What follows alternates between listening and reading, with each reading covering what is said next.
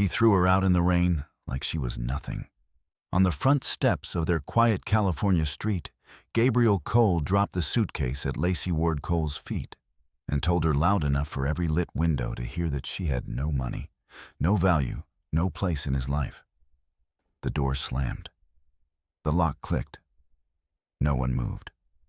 Lacey didn't argue. She didn't cry. She just stood there. As headlights began to cut through the storm behind her, Gabriel thought he had ended something. He didn't realize it had already ended him. If you believe silence can be stronger than revenge, stay with this story until the very end. Before we begin, tell me where you're watching from and what time it is in your city. And if stories about truth, dignity, and quiet justice matter to you, consider subscribing so you don't miss what comes next. Rain moved in sheets across the quiet stretch of Orange County asphalt, flattening the world into something muted and reflective.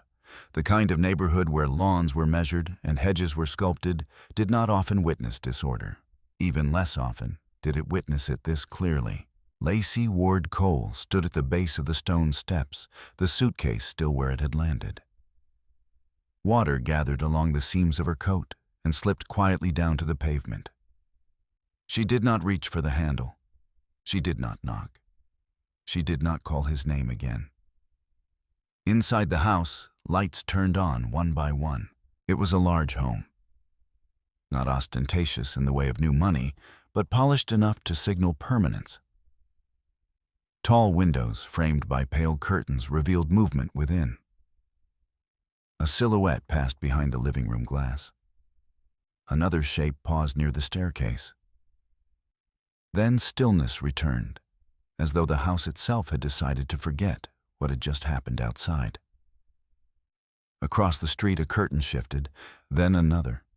A porch light flickered on briefly, then off again. No one stepped outside. No one spoke. There were rules in places like this, unwritten but deeply understood. You did not involve yourself in other people's domestic affairs. You observed. You whispered later. You pretended not to see. Lacey knew this. She had learned it long before tonight. Her gaze moved once across the street, not searching for help, only acknowledging the presence of witnesses.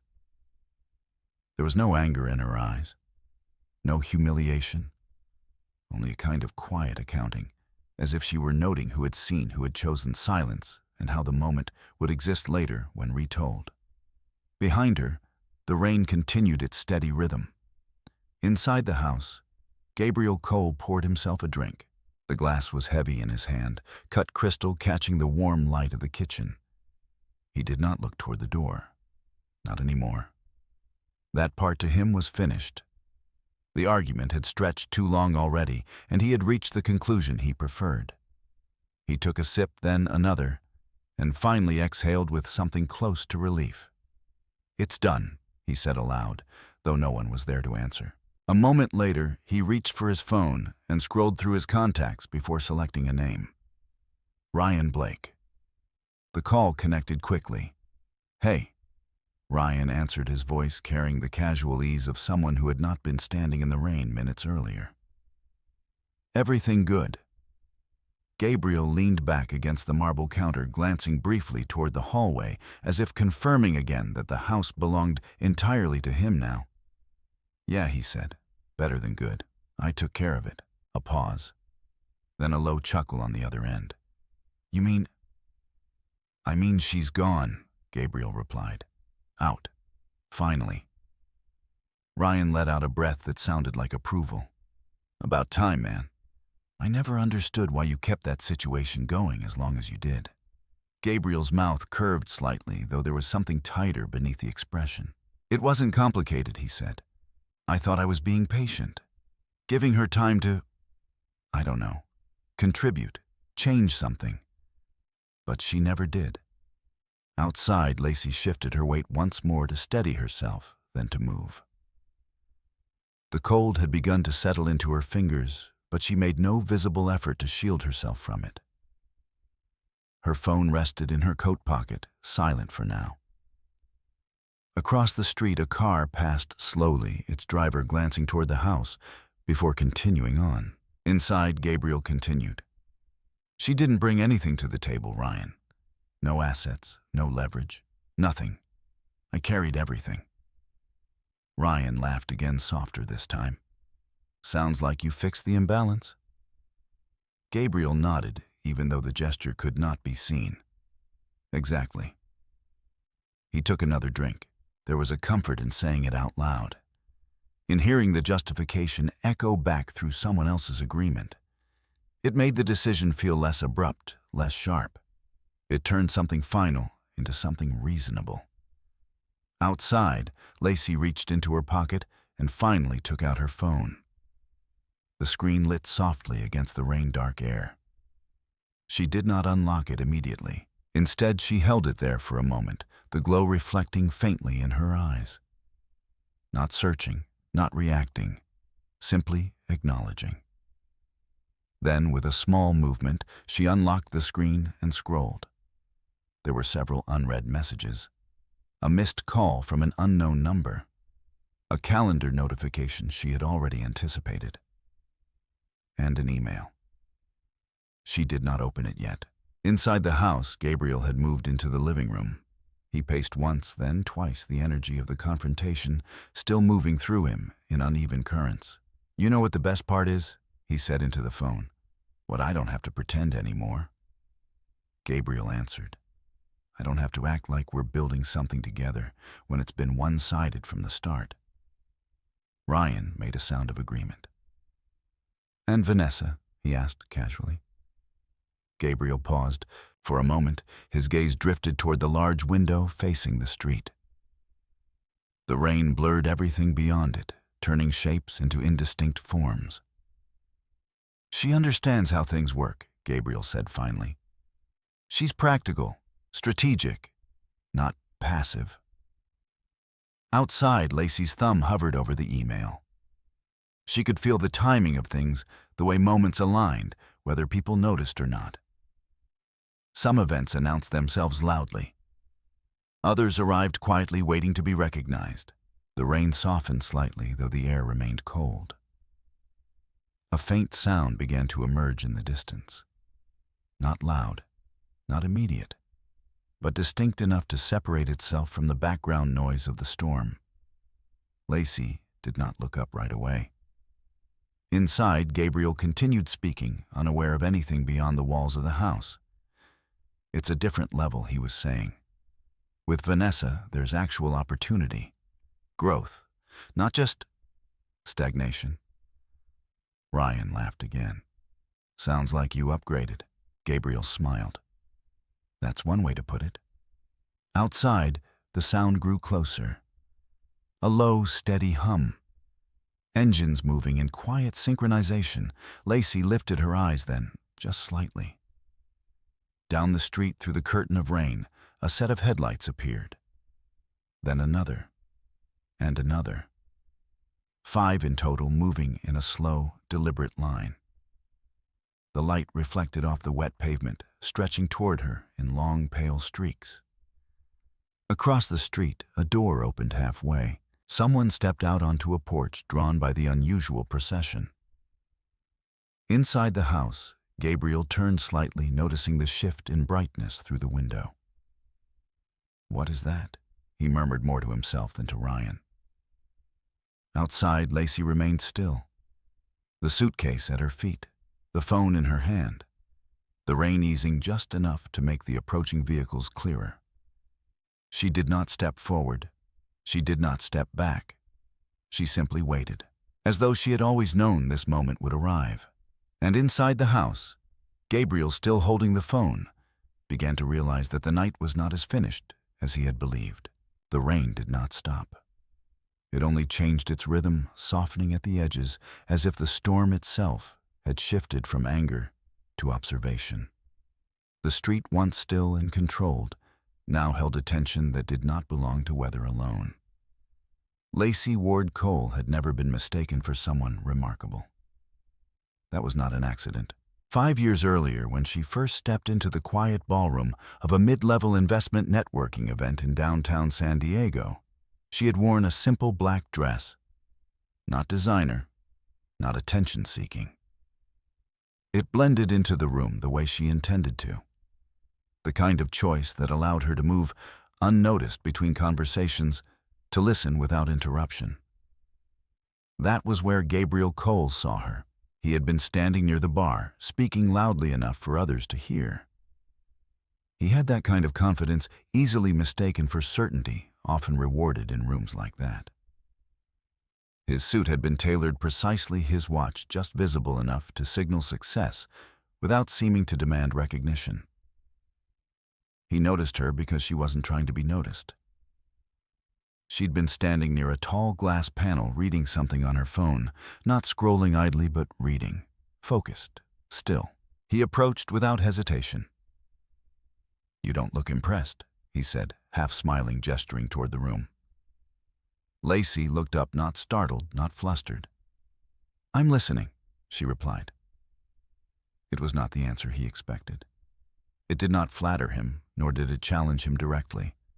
It simply existed, neutral and complete. That was enough. From that moment, Gabriel decided she was different. What he meant, though he did not say it aloud, was that she was manageable. Their conversations came easily after that. Not because they were deeply aligned, but because Lacey allowed space.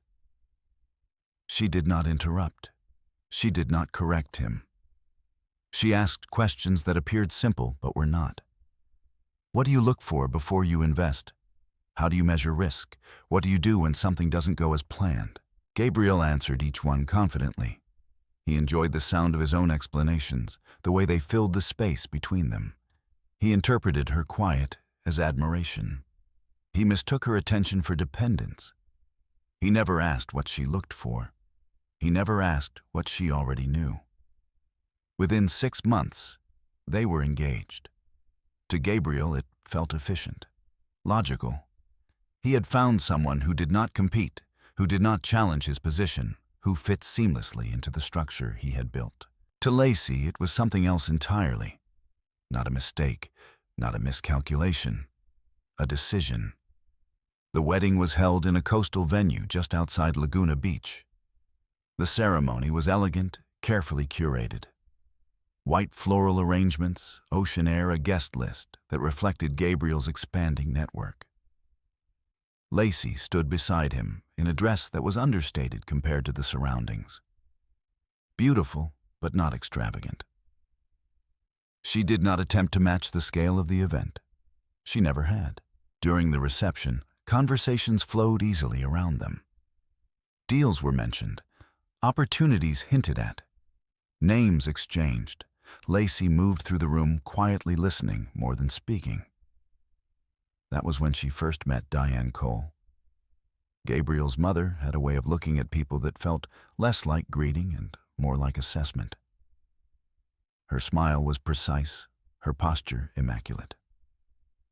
So Diane said, glancing briefly at Lacey's dress before returning her gaze to her face. "What do you do?" It was not a casual question. Lacey answered simply, "I work in operations at a financial firm." Diane nodded once slowly. Operations, she repeated as though testing the word for weight and finding it lacking. Beside her, Marcus Cole said nothing. He rarely did. But his silence often aligned with his wife's conclusions. "Gabriel has always been ambitious," Diane continued. "He needs someone who understands that." Lacey met her gaze. "I understand," she said. Diane smiled again, but it did not reach her eyes. "I'm sure you do." It was not approval. It was acknowledgement without endorsement. Over time, the pattern became consistent.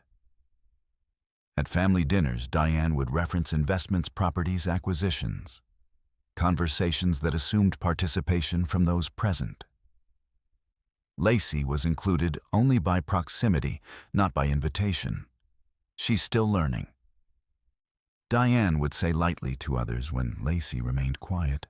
"She prefers to stay out of the financial side," Gabriel added once without checking if it was true. Lacey did not correct him. She allowed the narrative to settle. It made things simpler. Marcus would occasionally observe her more closely as if trying to understand something he could not name. But he never asked. And so whatever he might have noticed remained unspoken. At home, Gabriel expanded his work. New investments, larger risks. He spoke often about growth, about scaling, about moving beyond the limitations of smaller ventures. Lacey listened. She also read. At night, after Gabriel had gone to sleep, she would sit in the study with her laptop open. Emails, documents, reports. Not the ones Gabriel shared. The ones he did not realize existed. There were accounts he assumed were separate. Contracts he signed without full review. Partnerships he entered based on surface terms. Lacey saw all of it. Not because she searched for it aggressively, but because access had been granted in ways Gabriel never questioned. He trusted systems he did not fully understand. He trusted appearances. And Lacey understood both. One evening, about a year into their marriage, her phone rang with a number she did not have saved. She answered anyway. "Miss Ward," a man's voice asked, calm and measured. "Yes, this is Charles Harrington." There was a brief pause, not of confusion, but of recognition. "I understand," Lacey replied. "I wanted to confirm that the documents were received," Harrington continued, "and that you've had time to review the terms." "I have." "And your decision remains the same?" Lacey looked toward the closed door of the study. Beyond it, Gabriel was speaking on another call, his voice carrying faintly through the wall. "It does," she said. "Very well," Harrington replied. "We will proceed accordingly." The call ended. Lacey placed the phone down gently. She did not revisit the conversation. She did not mention it. But from that point forward, certain things shifted. Not visibly, not in ways that would draw attention, but in timing, in sequence, in preparation. Back in the present, the headlights grew brighter. The line of vehicles moved closer, their motion controlled, deliberate. Inside the house, Gabriel stepped toward the window, now phone still in hand, his conversation with Ryan trailing off into uncertainty. "Hold on," he said, frowning slightly. "Something's going on outside." Outside, Lacey stood exactly where she had been. The past had never required her to speak loudly. It had only required her to be precise. And now, as the first of the cars slowed in front of the house, that precision was about to be seen. Not explained, not argued, simply revealed. The first car slowed before the gate, its headlights cutting a pale, unwavering path through the thinning rain. The rest followed in quiet alignment, engines' low movements deliberate. Nothing about the arrival was rushed. Nothing about it asked for attention, yet attention gathered anyway. Across the street, more doors opened. Neighbors who had stayed behind curtains now stepped onto porches drawn by something they could not immediately explain. The symmetry of the vehicles, the precision of their stop, the absence of noise where there should have been commotion. It did not belong to this street, not in this way. Lacey Ward Cole remained still. The rain had softened to a fine mist, now settling lightly against her coat and hair. It no longer obscured the details of the scene. If anything, it clarified them.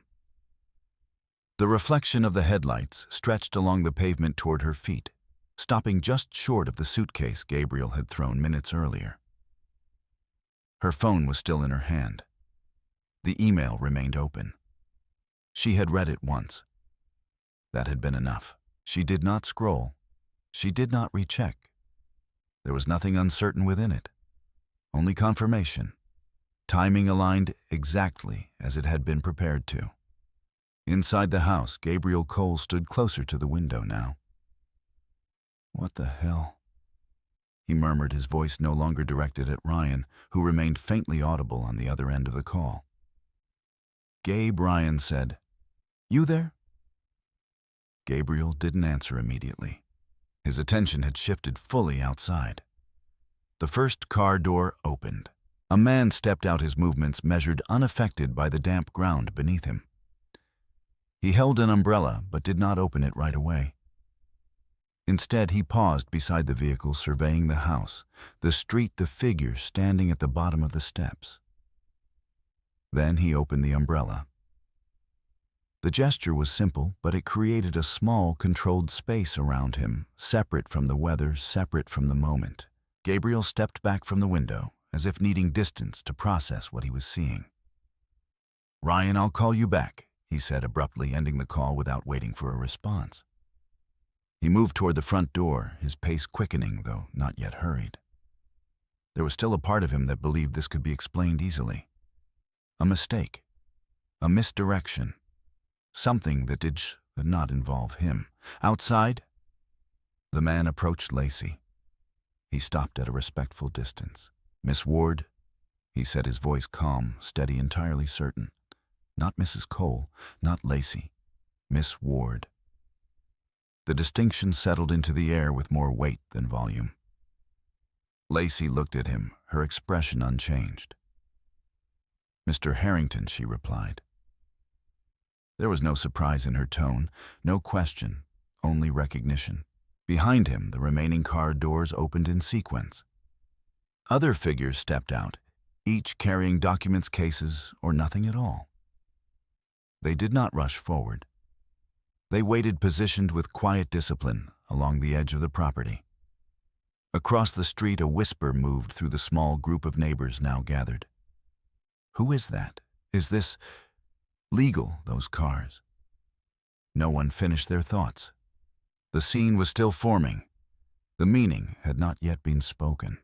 The front door opened behind Lacey. Gabriel stepped out, stopping abruptly at the top of the steps as the scale of what stood before him became undeniable.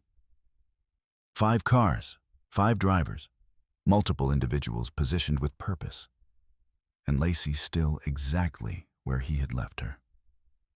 "What is this?"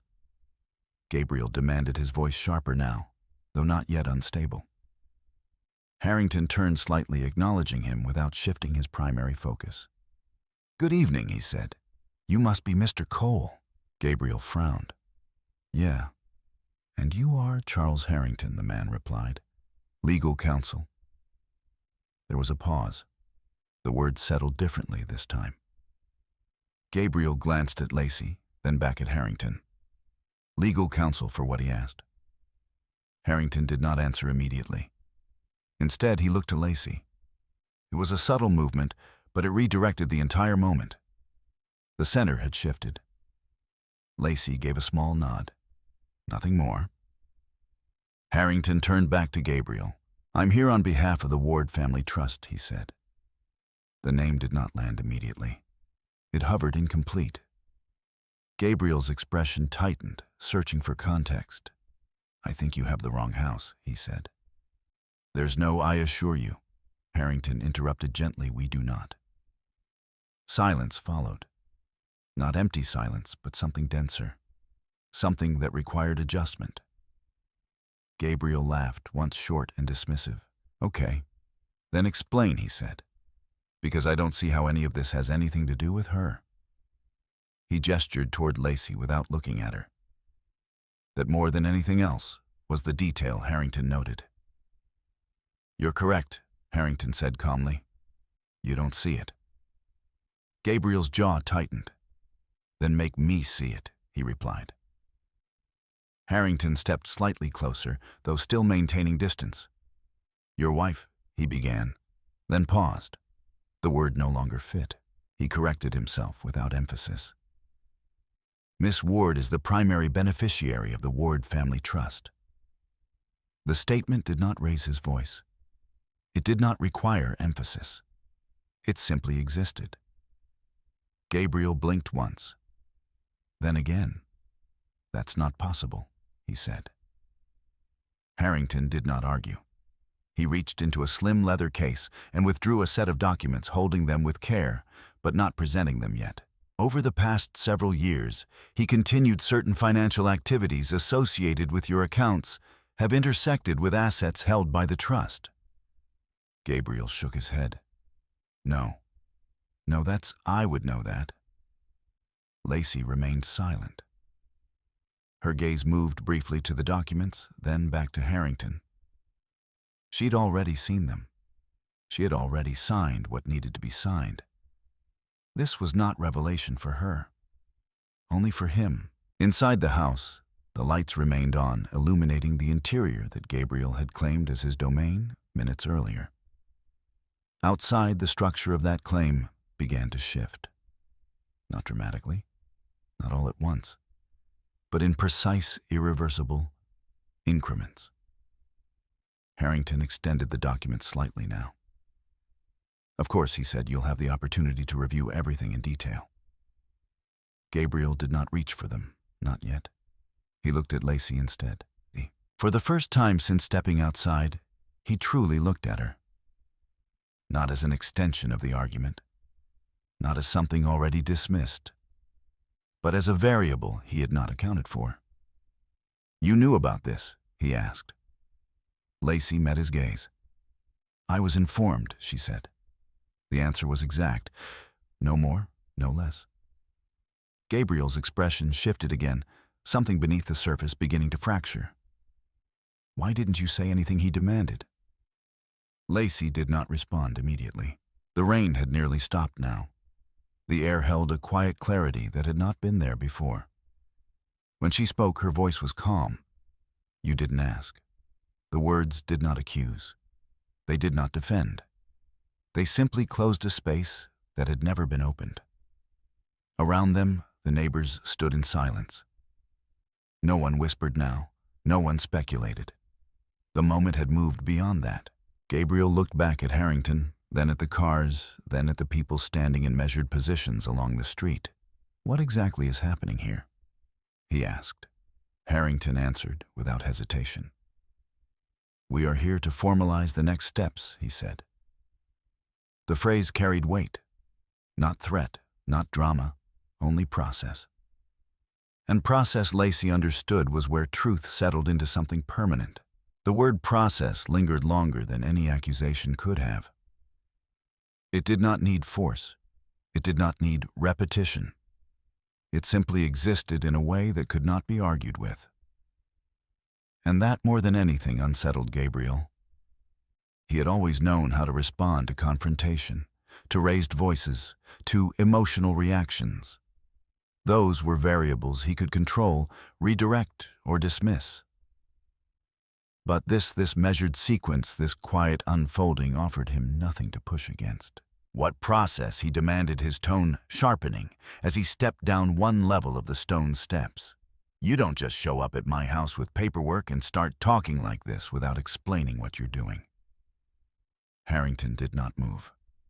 Of course, he said evenly. And we will explain everything. But before we proceed, it would be advisable for all parties to remain composed. The phrasing was deliberate. All parties. Not Gabriel alone, not even Lacey. Everyone. Gabriel let out a short breath, something between a laugh and disbelief. Composed, he repeated. You show up out of nowhere, throw around legal terms, and you expect me to just stand here in Gabriel. The interruption came from behind him. He turned slightly. Vanessa Clark stood just inside the open doorway, her silhouette framed by the warm light of the house.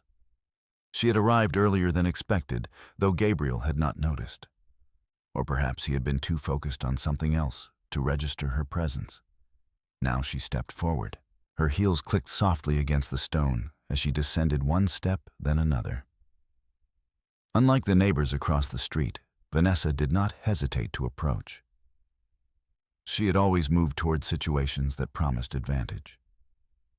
But tonight, something in her expression was different. Not fear, not yet. But calculation interrupted.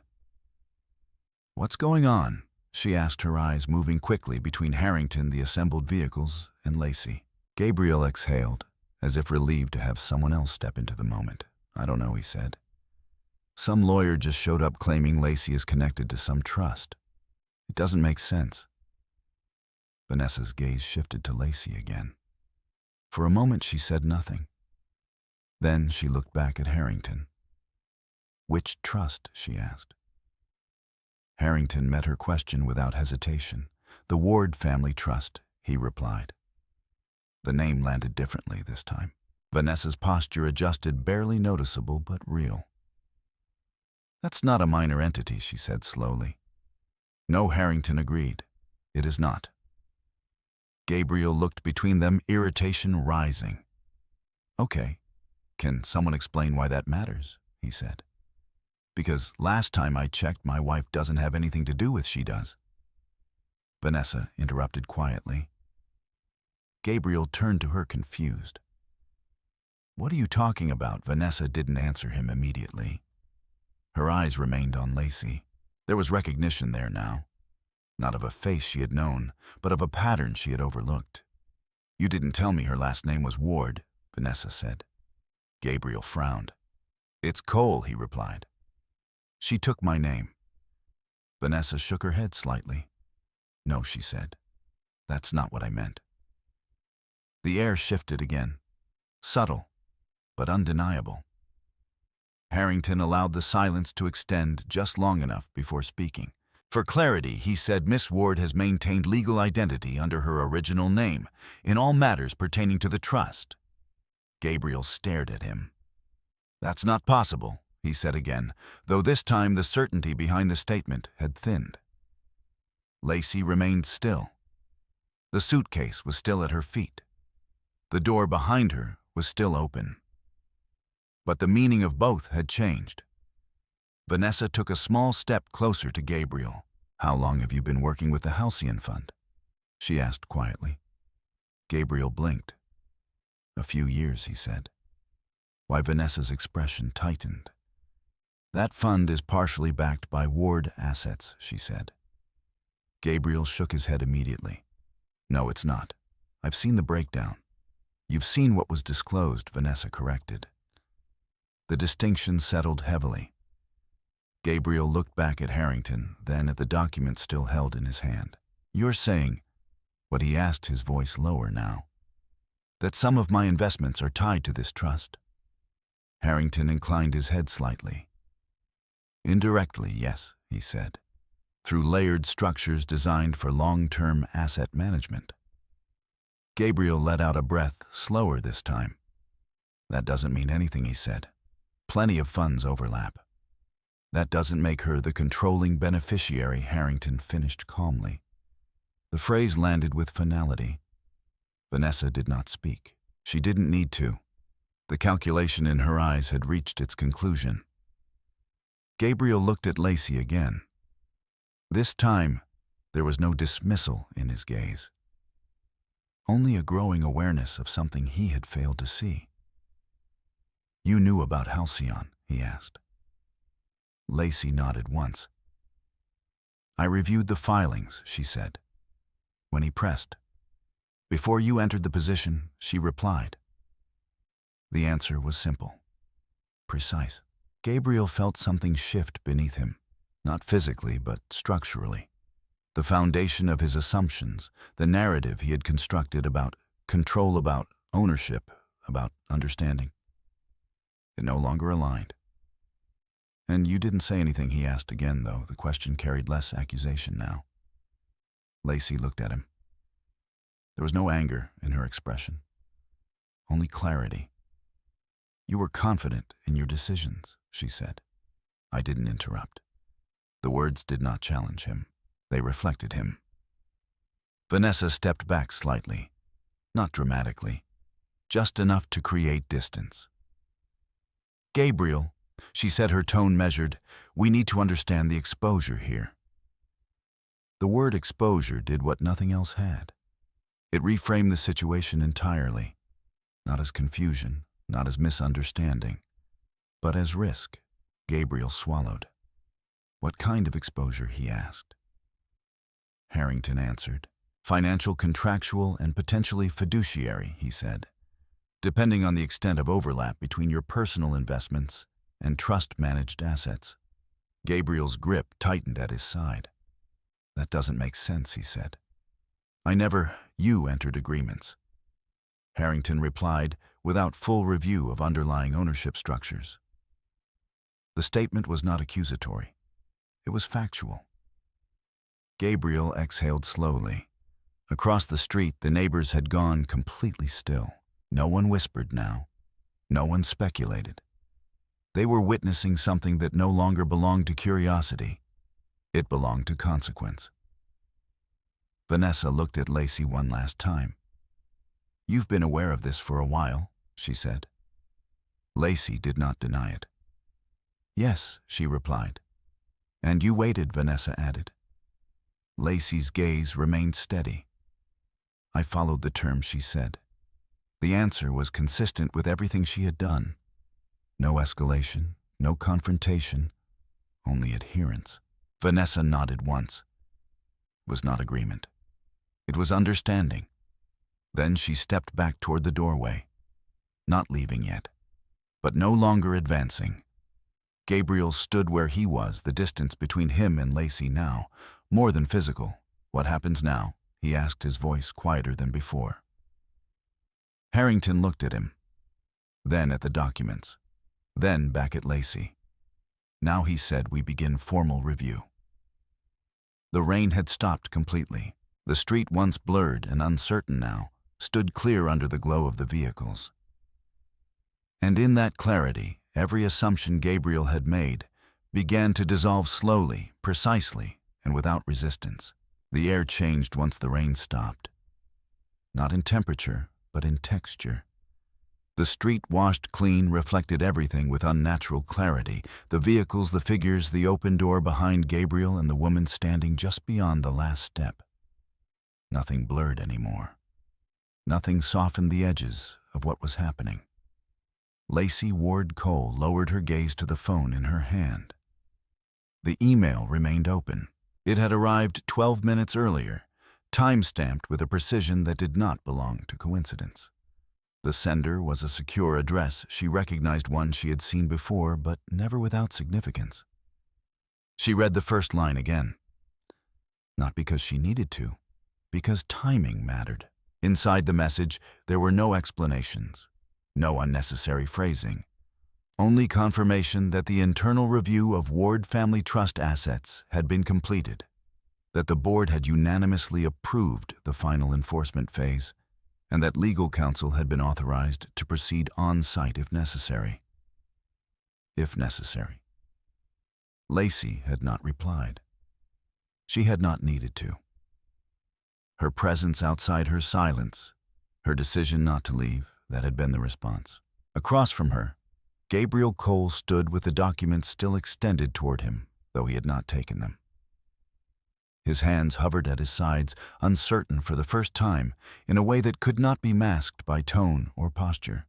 "What does formal review mean?" he asked, his voice steady, but thinner than before. Harrington did not rush his answer. "It means," he said, "that all financial activities linked to trust-managed assets will be examined in detail. Agreements will be verified. Discrepancies will be addressed." Gabriel frowned. "And if there are discrepancies," Harrington's expression did not change. "Then corrective action will be taken," he replied. The phrase carried no emphasis. It did not need any. Vanessa Clark, still near the doorway, folded her arms loosely. She had moved from engagement to observation, her position now calculated rather than participatory. "Corrective action can mean a lot of things," she said. "Can you be more specific?" Harrington glanced briefly in her direction. "In this context," he said, "it may include reassignment of control, asset recovery, and where applicable, legal enforcement of fiduciary obligations." Vanessa nodded slowly. She understood exactly what that meant. Gabriel did not. "Reassignment of control," he repeated. "You're talking like I don't own my own investments." Harrington turned his attention back to him. "I'm speaking in terms of structure," he said. "Ownership is not always as direct as it appears." Gabriel let out a short breath, frustration beginning to surface again. "This is ridiculous," he said. "I've built everything I have. I know where my money is." Lacey looked up then, not sharply, not to interrupt, only to acknowledge the statement. "You know where it was allocated," she said. The correction was small, but it shifted the meaning entirely. Gabriel turned to her. "What does that mean?" he asked. Lacey held his gaze. "It means you tracked movement," she said, "not origin." The words were calm, unforced, but they settled deeper than anything Harrington had said so far. Gabriel shook his head. "That's semantics," he replied. "Money is money. It doesn't matter where it starts as long as it grows." Lacey did not argue. She didn't need to. Harrington stepped forward, slightly adjusting the angle of the documents in his hand. "In most cases," he said, "that assumption holds. But when funds originate from a managed trust, there are conditions attached. Those conditions extend beyond growth." Gabriel's jaw tightened. What kind of conditions? Harrington opened the folder. Inside, several pages were arranged with precise alignment. Tabs marked sections. Notes were visible, though not readable from a distance.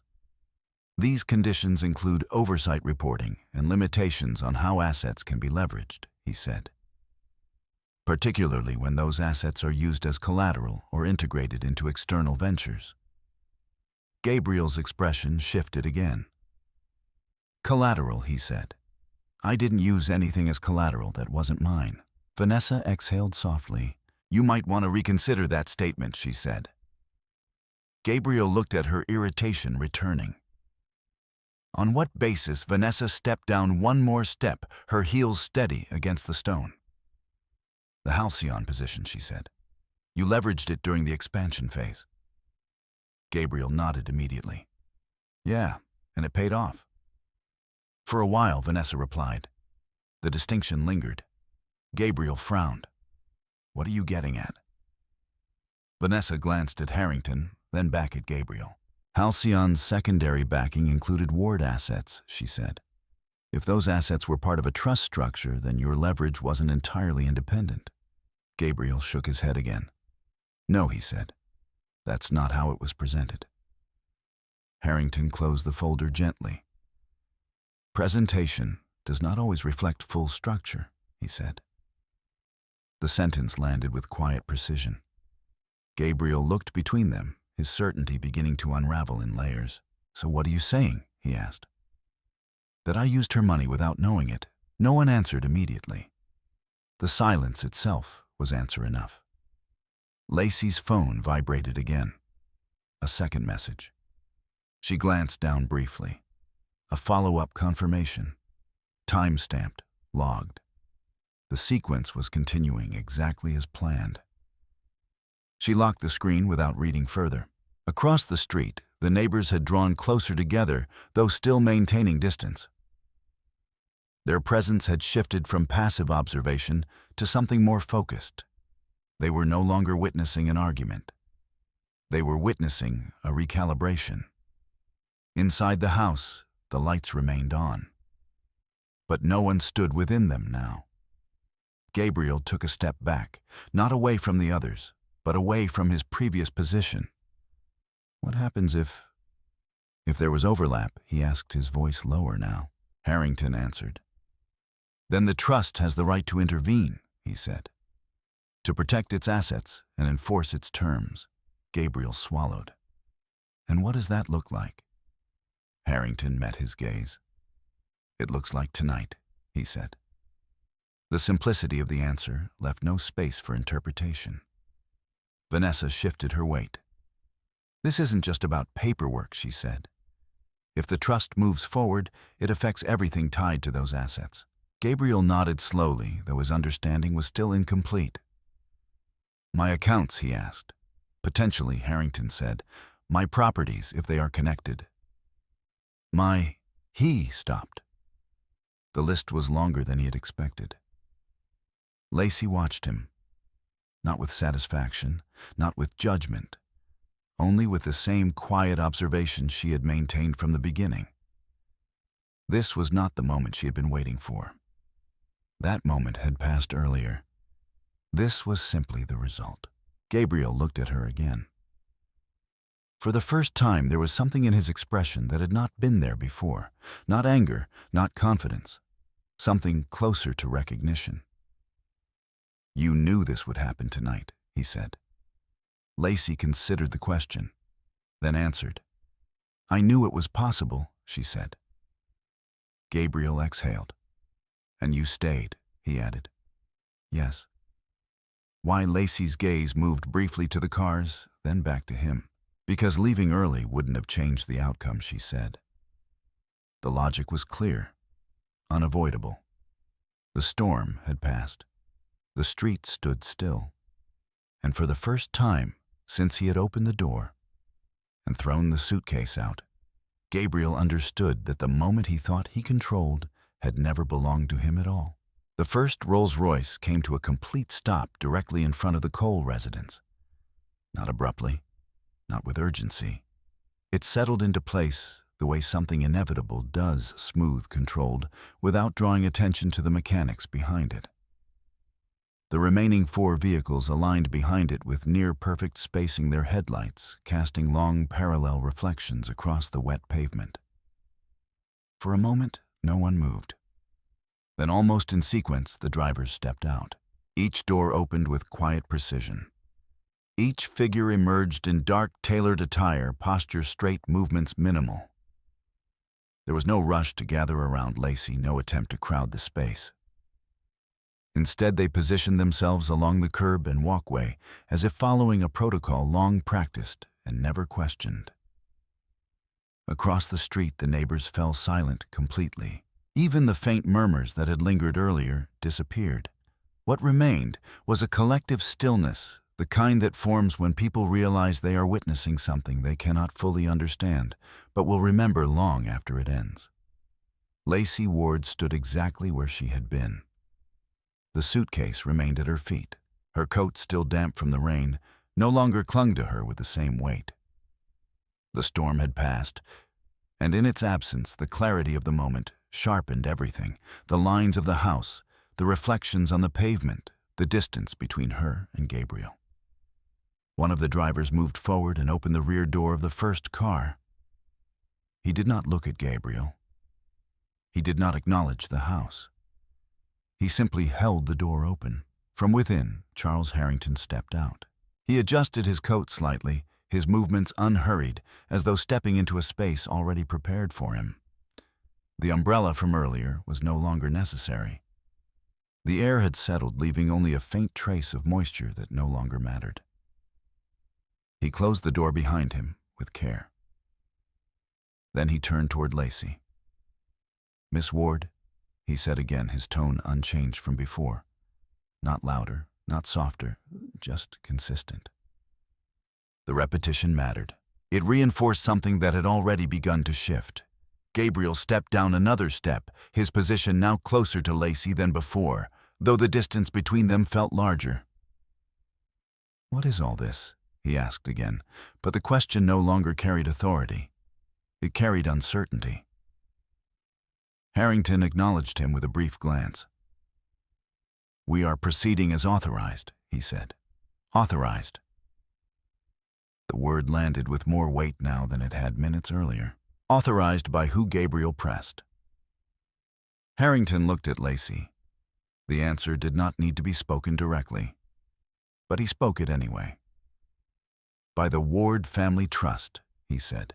Gabriel exhaled slowly, his gaze shifting between Harrington, the vehicles, and the figures now positioned with quiet discipline along the street. "This is excessive," he said. "You don't need 5 cars to deliver paperwork." Harrington's expression remained neutral. "We're not here to deliver paperwork," he replied.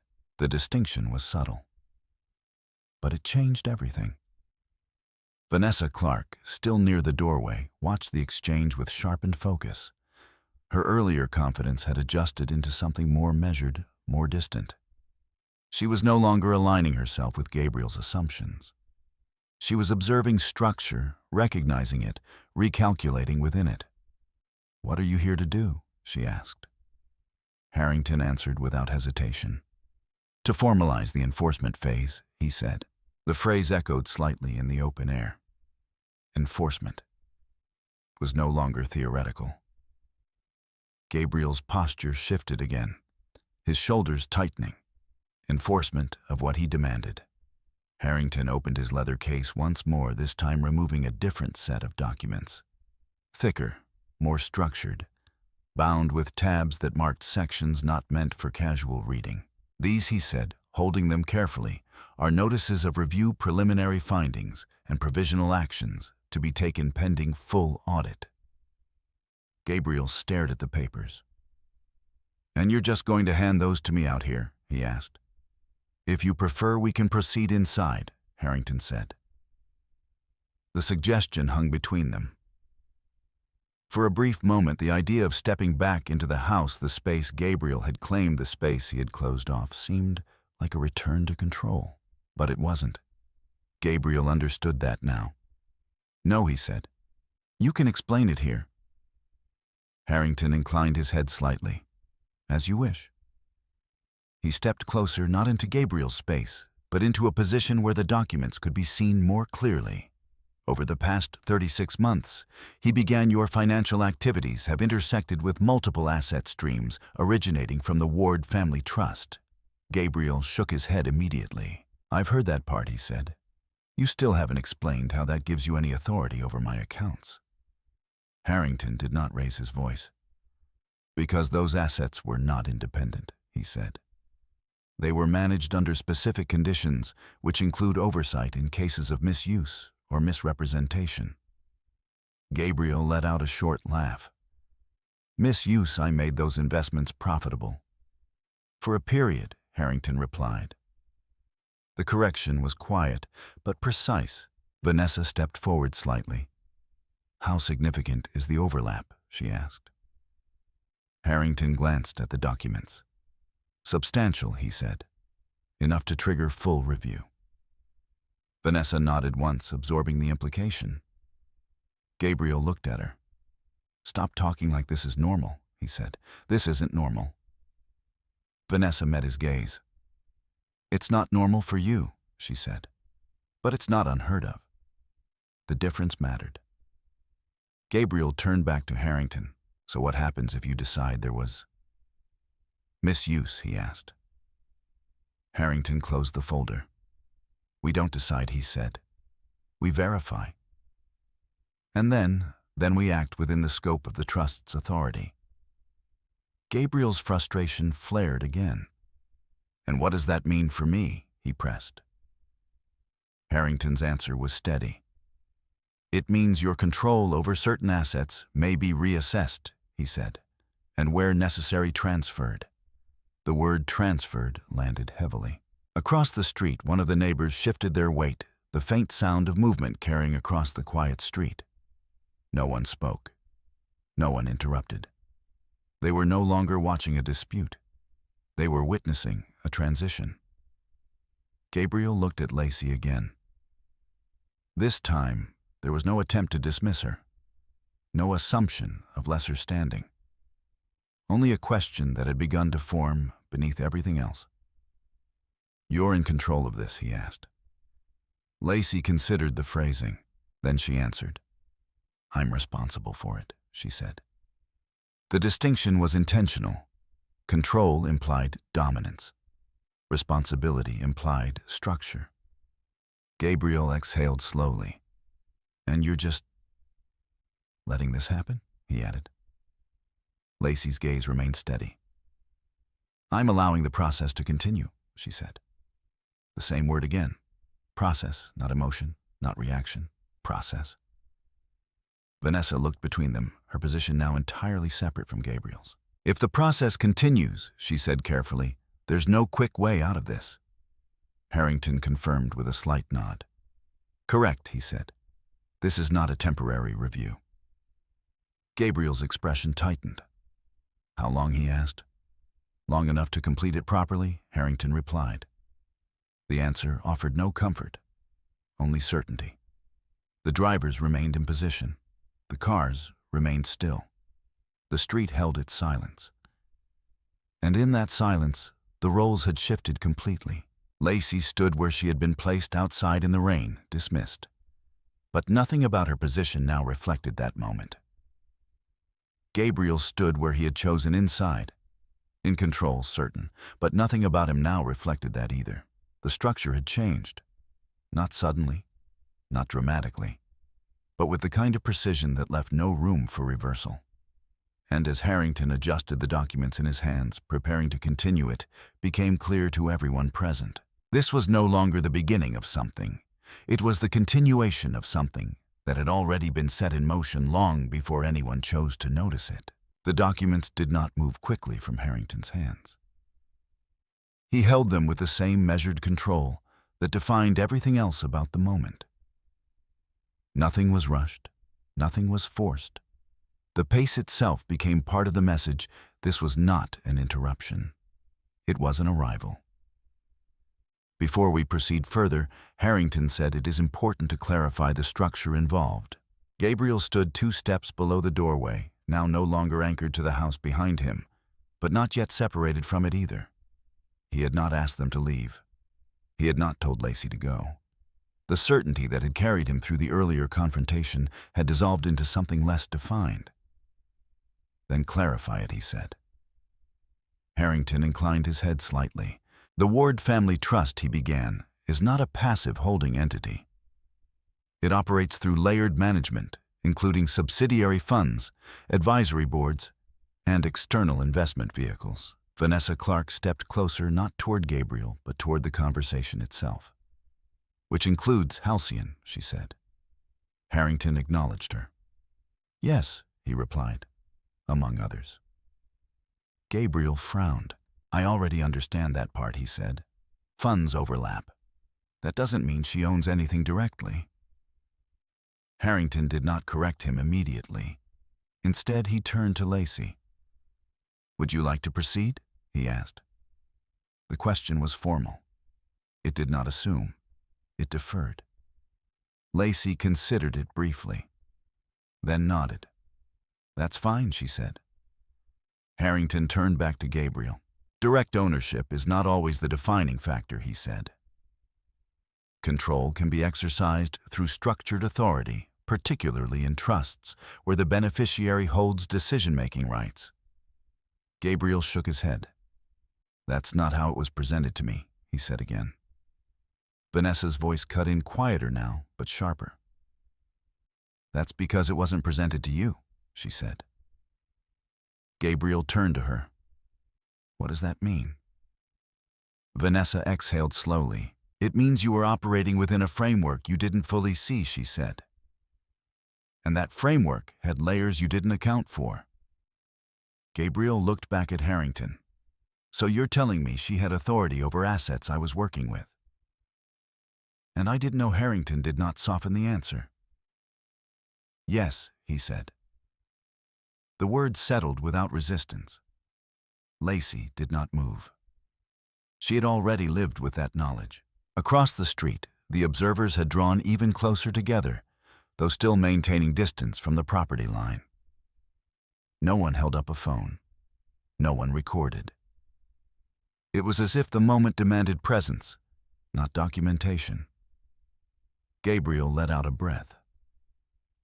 That's not possible, he said again, though now it sounded less like denial and more like habit. Harrington opened the folder. Inside a page was marked with a tab. He removed it carefully and extended it, not fully offering it yet, but allowing Gabriel to see enough. This is a summary of the trust's current structure, he said. You'll find references to multiple asset channels, including those connected to your previous and current investments. Gabriel hesitated. Then finally he reached out. The paper felt heavier than expected. Not physically, structurally. He scanned the page. Names, entities, connections. At first they seemed unrelated. Then the alignment began to emerge. Halcyon, a secondary fund he had entered 18 months earlier. A third-party advisory group he had worked with on a short-term expansion. A series of transactions he had approved without extended review. All of them appeared indirectly on the same page. And at the center of the structure, marked clearly but without emphasis, was the Ward Family Trust. Gabriel's eyes moved more quickly now. This doesn't mean control, he said. It just shows involvement. Harrington nodded once. Involvement with governing conditions, he said. Gabriel looked up. And those conditions give you the right to what he asked.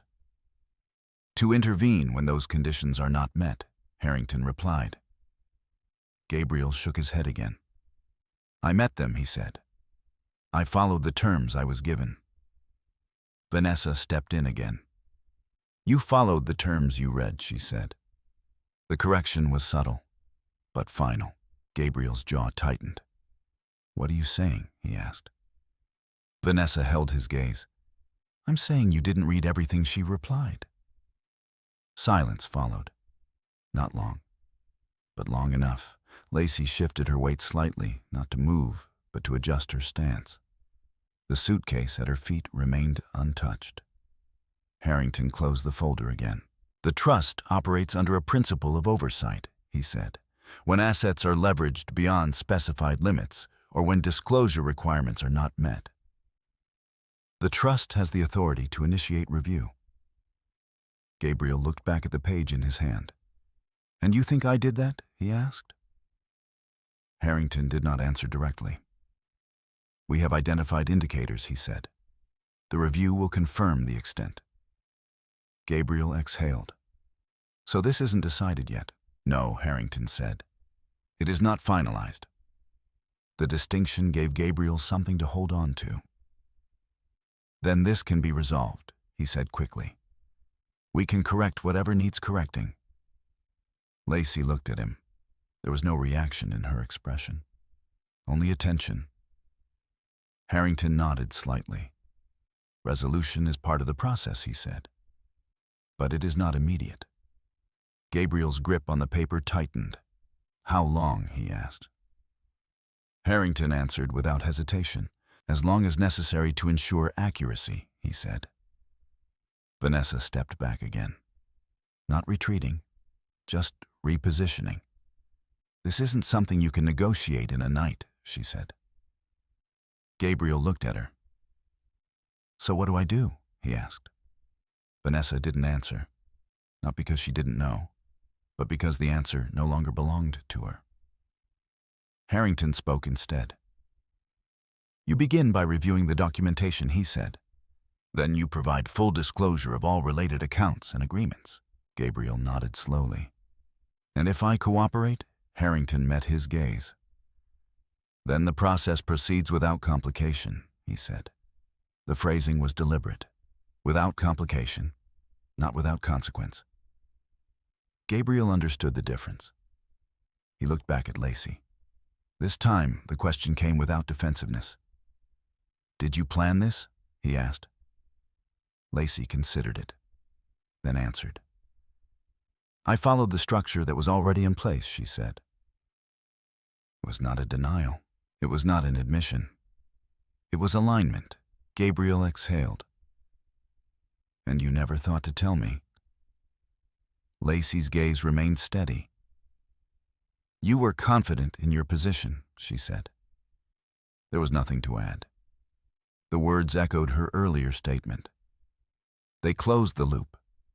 Across the street, the neighbors had stopped shifting entirely. The moment had settled into something fixed.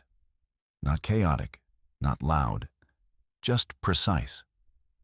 Harrington adjusted the folder in his hands. There is one more matter to address tonight, he said. Gabriel looked at him. What Harrington glanced briefly at Lacey, then back at Gabriel. The property, he said. The word carried weight, more than any number on the page, more than any fund or account. The house behind Gabriel stood lit silent, unchanged. But the meaning of it had already begun to shift. And as Gabriel turned slightly, looking back at the place he had just claimed as entirely his, he understood without needing it to be said that this part of the conversation would not be as simple as the last. The word property settled more heavily than anything that had come before it, not because it was unfamiliar, but because it was personal. Gabriel turned fully toward the house. The front door was still open. Light spilled outward onto the stone steps, illuminating the threshold he had crossed countless times without hesitation. It had always represented stability to him, something built, maintained, controlled. Now, for the first time, it felt conditional. "What about the property?" he asked, his voice quieter, more deliberate. Harrington did not rush his response. "The residence is tied to a financing structure that includes trust-backed assets," he said. Gabriel frowned. "That's just a mortgage," he replied. "Plenty of people finance property through layered funds." Harrington inclined his head slightly. "That is correct," he said. "However, in this case, the structure includes provisions specific to the Ward family trust." Gabriel's eyes narrowed. What kind of provisions? Harrington opened the folder again, selecting a different section this time. The tabs were marked clearly, but the text itself remained beyond immediate reading distance.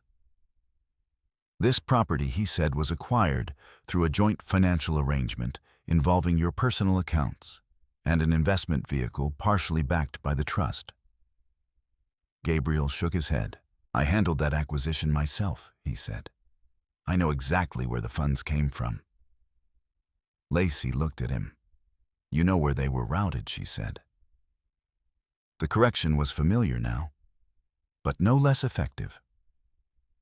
Gabriel turned to her, irritation returning, though tempered by uncertainty. "Then explain it," he said. "Because right now, this sounds like you're saying I don't even own my own house." Lacey did not respond immediately. She glanced briefly at Harrington, then back at Gabriel. "The structure was outlined in the closing documents," she said. "You signed them." Gabriel let out a breath. "I sign a lot of documents," he replied. "That doesn't mean it means the terms were accepted," Harrington said calmly. The interruption was not forceful, but it redirected the conversation. Gabriel looked back at him. "So what are you saying?" he asked. "That the trust has some kind of claim on this property?" Harrington nodded once. "Yes," he said. "A contingent claim based on performance and compliance conditions tied to the underlying assets." Gabriel stared at him. "That's not how ownership works," he said. "It is within structured financing agreements," Harrington replied. The explanation did not raise his voice. It did not attempt to persuade. It simply clarified. Vanessa stepped forward again, her attention sharpening. "What kind of conditions?" she asked. Harrington glanced at the documents. "Primarily related to asset integrity," he said. "If the assets used to secure the property are compromised, the trust reserves the right to intervene." Vanessa nodded slowly. "And compromised includes misuse or misrepresentation?" she asked. "Yes," Harrington confirmed. Gabriel exhaled. "So now you're saying I compromised the assets," he said. Harrington did not answer directly. "That determination will be made through a review," he said. Gabriel looked back at the house, the windows, the lights, the familiarity of it all. "This is my house," he said, more to himself than to anyone else. Lacey's voice came quietly. "It's a property under agreement," she said. The distinction settled between them. Gabriel turned back to her. "And you're part of that agreement?" he asked. "Yes," Lacey replied. The answer was simple, but it carried the weight of everything that had been unfolding. Gabriel shook his head again, though the motion lacked conviction now. "Why didn't you say anything about this?" he asked. Lacey held his gaze. "You didn't ask," she said. The repetition was not accidental. It reinforced the pattern. Gabriel exhaled slowly. "And if I had?" he pressed. Lacey considered the question, then answered. "I would have shown you the documents," she said. No accusation, no regret, just clarity. Harrington stepped slightly closer, holding the folder at a more visible angle. "There is a clause," he said, "that allows for temporary reassignment of property control during the review process." Gabriel looked at him. "Temporary?" he asked. "Yes," Harrington said. "Pending final determination." Gabriel nodded once. "And what does that mean in practice?" Harrington's answer was direct. It means access and decision-making authority may be adjusted, he said. Gabriel's jaw tightened. You're talking about removing me from my own house, he said. Harrington did not frame it that way. I'm describing a procedural safeguard, he replied. The phrasing did not soften the reality. Vanessa spoke again, her tone measured. If the property is tied to the same asset structure under review, then it's standard, she said. Gabriel looked at her. You think this is standard? He asked. Vanessa met his gaze. I think it's consistent, she replied. The difference mattered. Gabriel looked back at Lacey. For the first time, there was something close to disbelief in his expression, not at the situation, but at her role within it. You're letting them do this? He asked. Lacey's answer did not change. I'm allowing the terms to be followed, she said. Gabriel exhaled. And if the review finds nothing? He asked. Harrington answered. Then all conditions revert, he said. Gabriel nodded slowly. And if it doesn't? Harrington met his gaze. Then adjustments become permanent, he said. The word permanent lingered, not as a threat, as a possibility. Across the street, one of the neighbors shifted slightly, the faint sound of movement carrying through the quiet. No one spoke, no one interrupted. The moment had settled into something that no longer required commentary. Gabriel looked back at the house again. The door still open, the lights still on. But the sense of ownership had shifted, not visibly, but structurally. He turned back to Harrington. What happens tonight? He asked. Harrington answered without hesitation. Tonight we initiate the first phase, he said. Documentation is delivered. Access is reviewed. Preliminary adjustments are outlined. Gabriel nodded. And I just go along with it? He asked. Harrington did not frame it as a choice. You participate in the process, he said. Gabriel exhaled. The certainty he had held earlier, the belief that he had resolved something ended. Something felt distant now, replaced by a sequence he had not anticipated and could not interrupt.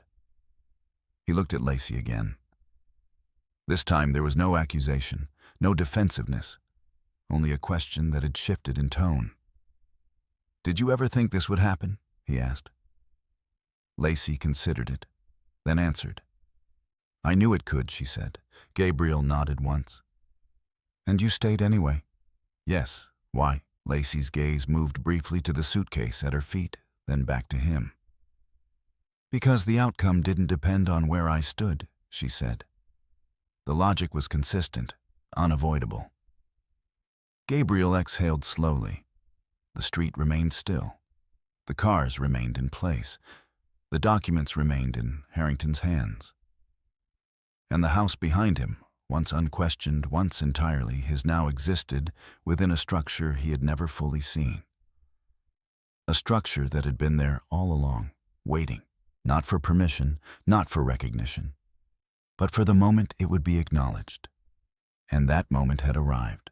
No one raised their voice. That more than anything made the moment irreversible.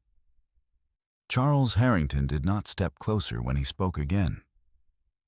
He remained exactly where he was, the folder aligned in his hands, his posture unchanged. The scene did not require movement. It required sequence. Mr. Cole, he said, we will proceed with the delivery of formal documentation. Gabriel did not respond immediately. He stood facing the house, then the street, then the people arranged along the curb, as though placed there by something beyond decision. The earlier instinct to interrupt, to question, to redirect those instincts had not disappeared, but they had lost their footing. Go ahead, he said finally. Harrington opened the folder. The pages inside were not presented all at once. Instead, he removed a single document marked with a tab that identified it as preliminary notice. He extended it toward Gabriel, not forcefully, not insistently. Gabriel took it this time. The paper was smooth, professionally printed, its structure unmistakably formal. He scanned the first lines quickly, then slowed as the language became more precise. Notice of financial review. He read aloud, his voice flattening slightly. Subject: associated accounts and asset structures, Ward Family Trust. He looked up. This doesn't name me directly, he said. It identifies the structures, Harrington replied. You are included within them. Gabriel's eyes returned to the page. Below the heading, a series of identifiers followed account references, entity names, transaction groupings. None of them were unfamiliar. He had seen each of them before in different contexts, under different assumptions. Now they were aligned. He turned the page. Another section. Preliminary findings, he read. His eyes moved more slowly now. Discrepancies in reporting, variance in declared asset origin, conditional breach indicators. The phrasing was careful, non-accusatory, but exact. Gabriel lowered the paper slightly. These aren't conclusions, he said. They're indicators. Yes, Harrington confirmed. They are not final determinations. Gabriel nodded once. So nothing's decided yet. Not yet, Harrington said. The distinction mattered. It gave Gabriel something to hold on to. Vanessa stepped forward, her attention now fully engaged again, not in alignment with Gabriel, but with the structure unfolding in front of her. Let me see, she said.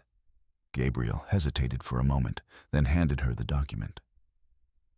She scanned it quickly. Her expression did not shift dramatically. It didn't need to. The speed of her reading the slight pause at certain sections, that was enough. These indicators are specific, she said quietly. They're not general flags. Harrington inclined his head. They are based on documented activity, he said. Vanessa nodded. And the scope, she asked. Harrington removed a second document. Expanded, he said. He handed it to her. Vanessa read, more slowly this time. Her eyes moved across lines that referenced not just individual accounts, but interconnected structures, funds nested within funds, assets leveraged across multiple entities. She exhaled softly. This is comprehensive, she said. Gabriel watched her. What does that mean, he asked. Vanessa lowered the paper. It means they're not looking at one issue, she said. They're looking at everything connected to it. Gabriel turned back to Harrington. And you can just do that, he asked. When the conditions are met, Harrington replied. Gabriel's grip tightened at his side. And you think they were met? We identified sufficient cause to initiate review, Harrington said. The phrasing remained consistent. No escalation, no deviation. Lacey stood where she had been from the beginning, the suitcase still at her feet, her phone now silent in her hand. She did not step forward. She did not intervene.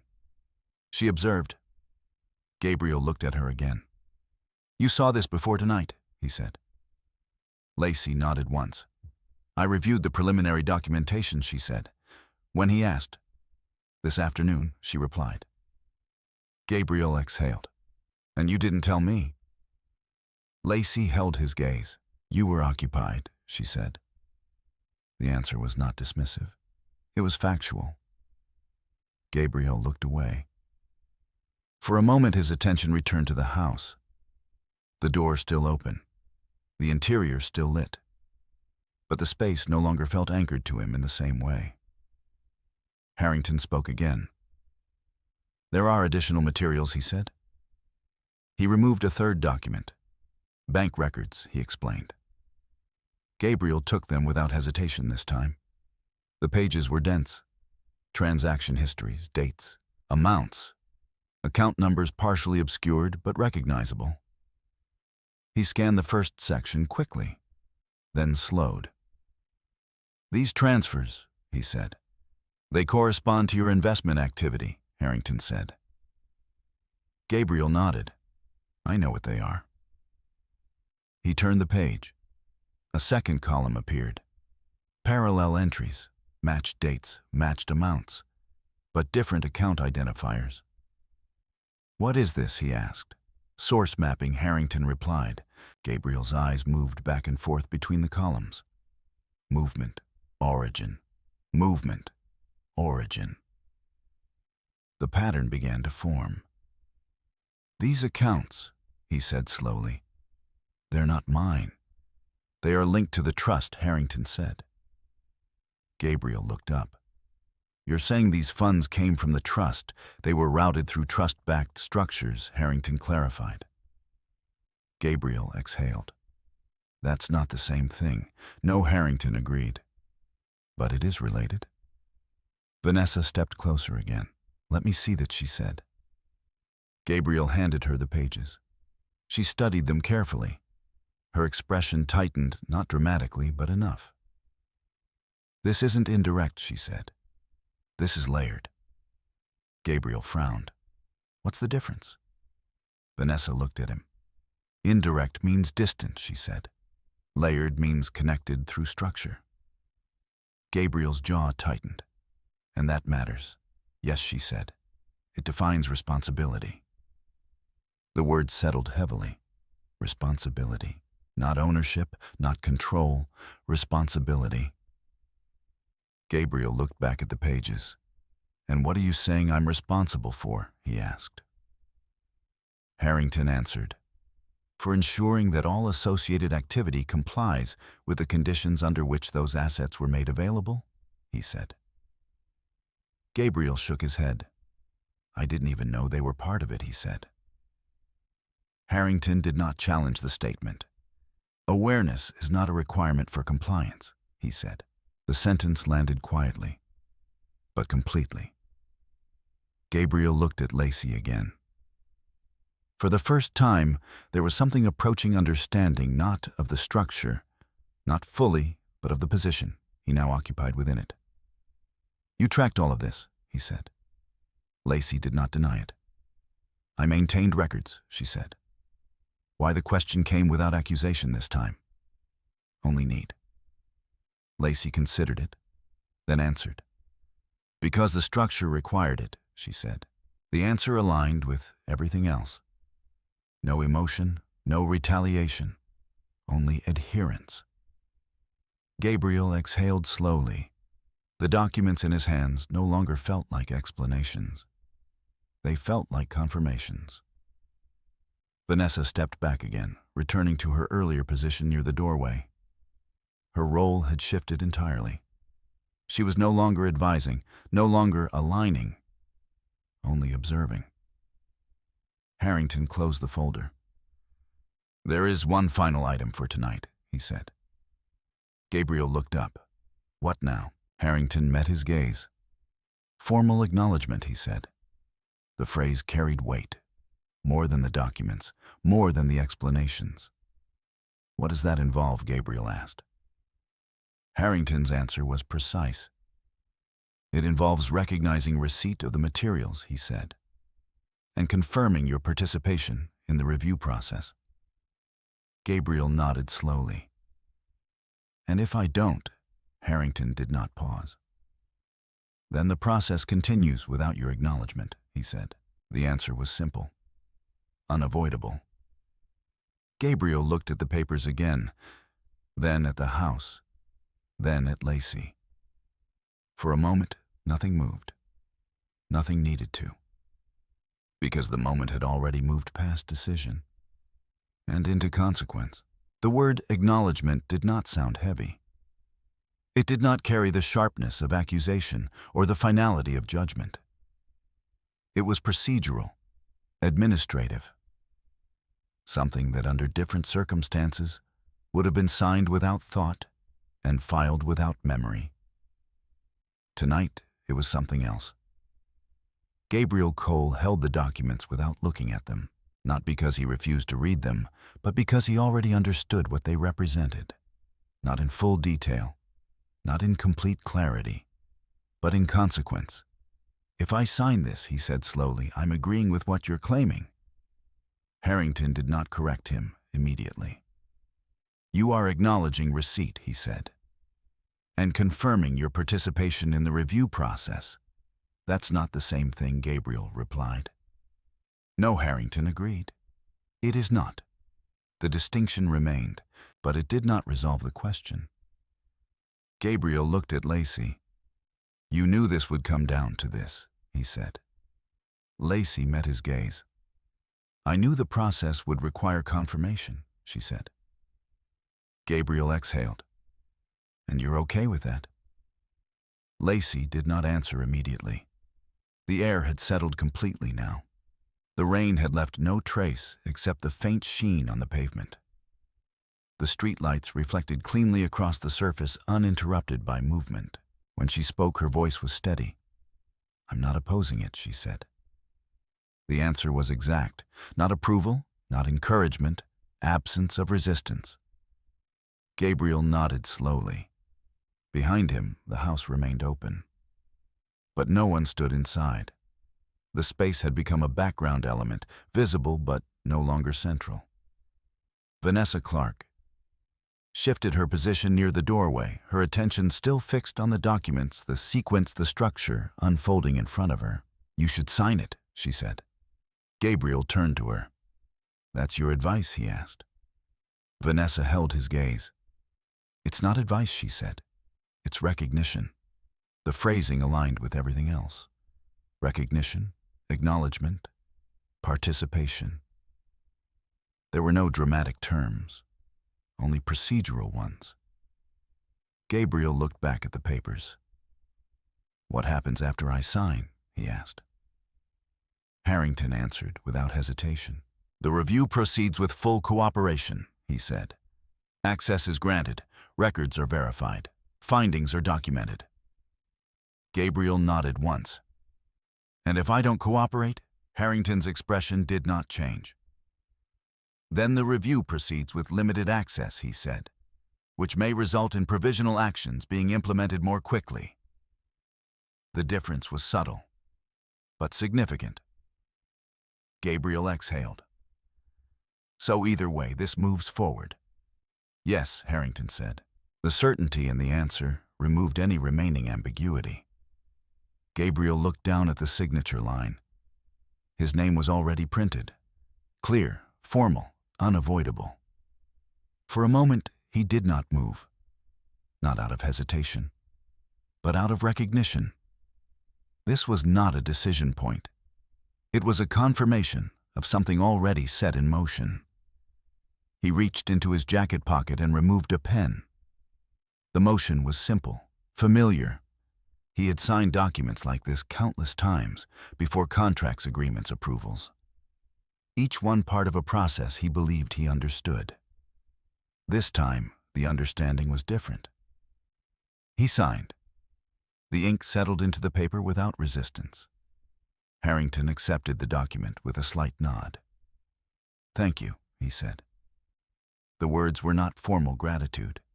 They were procedural acknowledgement. He placed the signed page back into the folder. The action was precise, contained, complete. Now what? Gabriel asked.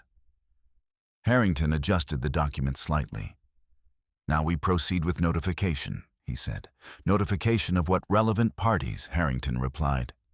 Financial institutions, advisory groups, associated entities. Gabriel frowned. You're notifying everyone, those connected to the structures under review, Harrington said. Gabriel let out a breath. And what does that do? It initiates temporary safeguards, Harrington explained. Limitations on movement of assets, verification protocols, access adjustments where necessary. Gabriel nodded slowly. And my accounts, they may be subject to review, Harrington said. My business operations, if they intersect with the identified structures. Gabriel looked away for a moment. The list was expanding, not rapidly, but steadily. Vanessa spoke again, her tone quieter now. This will affect your liquidity, she said. Gabriel turned to her. How much? Vanessa did not answer immediately. She considered the documents she had read. The extent depends on the overlap, she said. But it won't be insignificant. Gabriel exhaled. And you're just stepping back, he asked.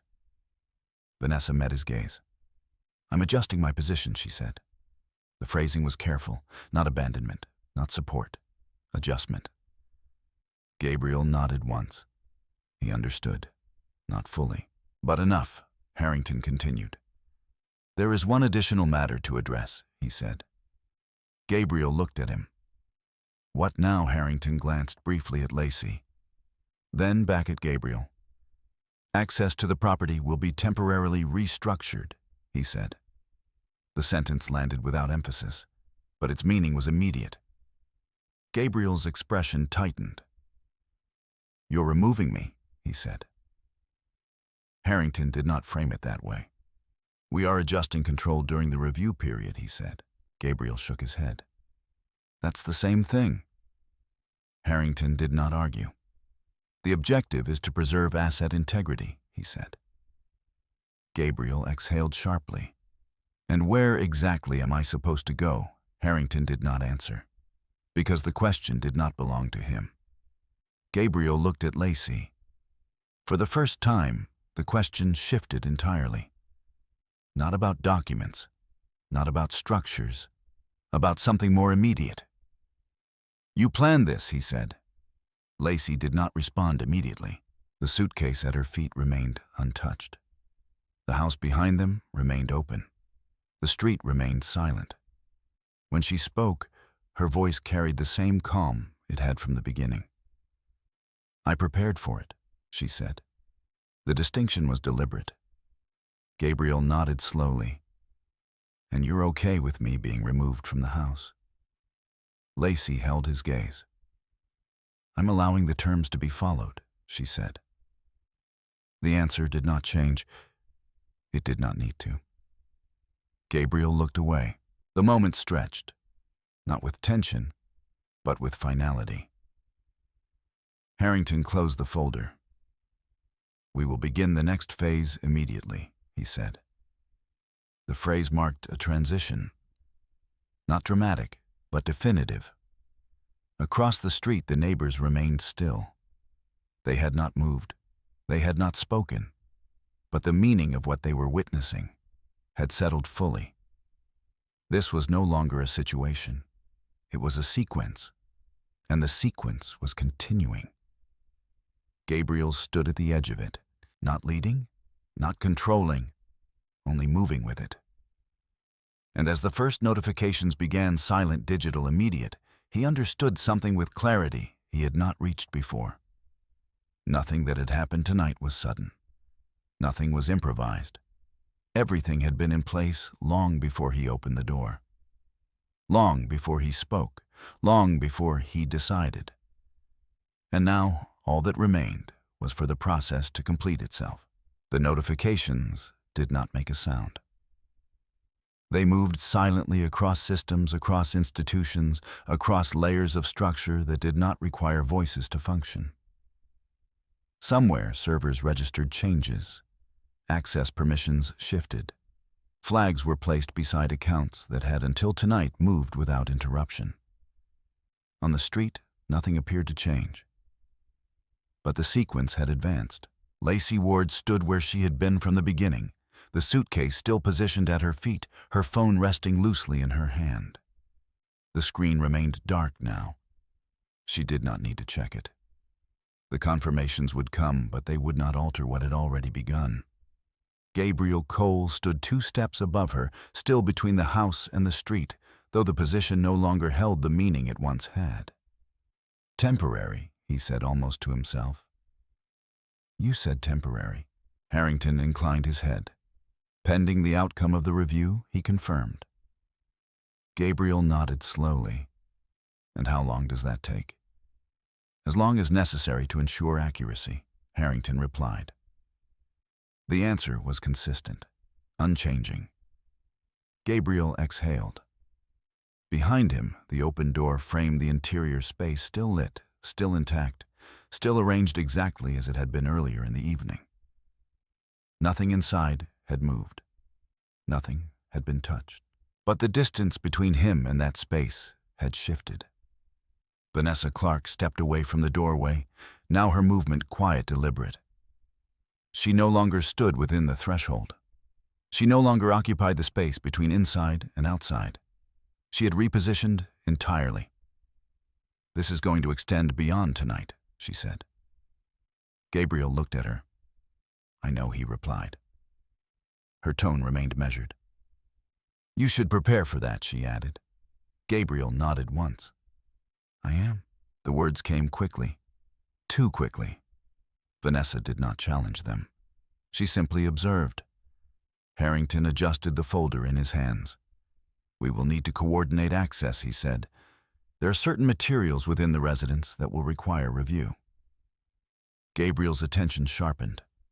"What kind of materials?" "Financial records," Harrington replied. "Contracts, correspondence, any documentation relevant to the structures under review." Gabriel hesitated. "Those are my personal files," he said. "They are part of the associated network," Harrington said. The phrasing did not change. It did not escalate. It remained within the same measured framework. Gabriel looked at Lacey again. "You've already seen them," he said. Lacey did not deny it. "I've maintained copies," she said. "When over time?" The answer was simple, but it carried years within it. Gabriel exhaled slowly. The pattern had been there. Not hidden, not concealed, just unrecognized. Harrington continued. "We will proceed with a structured review," he said. "This includes cataloging materials and verifying alignment with reported activity." Gabriel nodded. "And I'm expected to just let you walk in and go through everything?" Harrington met his gaze. "You are expected to cooperate with the process," he said. Gabriel let out a breath. "And if I don't?" "The process continues," Harrington replied. The answer did not change. It did not need to. Across the street, the neighbors remained in place, their presence steady, their silence intact. They had moved beyond curiosity. They were witnessing something that required no commentary. Lacey shifted her weight slightly, not to move, just to remain balanced. The moment had stretched, but it had not stalled. Gabriel looked at her again. This time, the question came without tension. "Why didn't you leave earlier?" he asked. Lacey considered it, then answered. "Because the timing mattered," she said. Gabriel frowned slightly. "What timing?" "The sequence," she replied. The words settled quietly. Gabriel exhaled. "And you knew when this would happen. I knew when it could happen," she said. The distinction remained consistent. Gabriel nodded slowly. "And you stayed for this?" Lacey's gaze remained steady. "I stayed because leaving wouldn't have changed it," she said. The logic was simple, unavoidable. Vanessa stepped back another step, increasing the distance between herself and the doorway. Her position now was entirely external. Not part of the house, not part of the structure unfolding within it, only adjacent. "You're not going to stop this," she said to Gabriel. It was not a question. Gabriel looked at her. "No," he replied.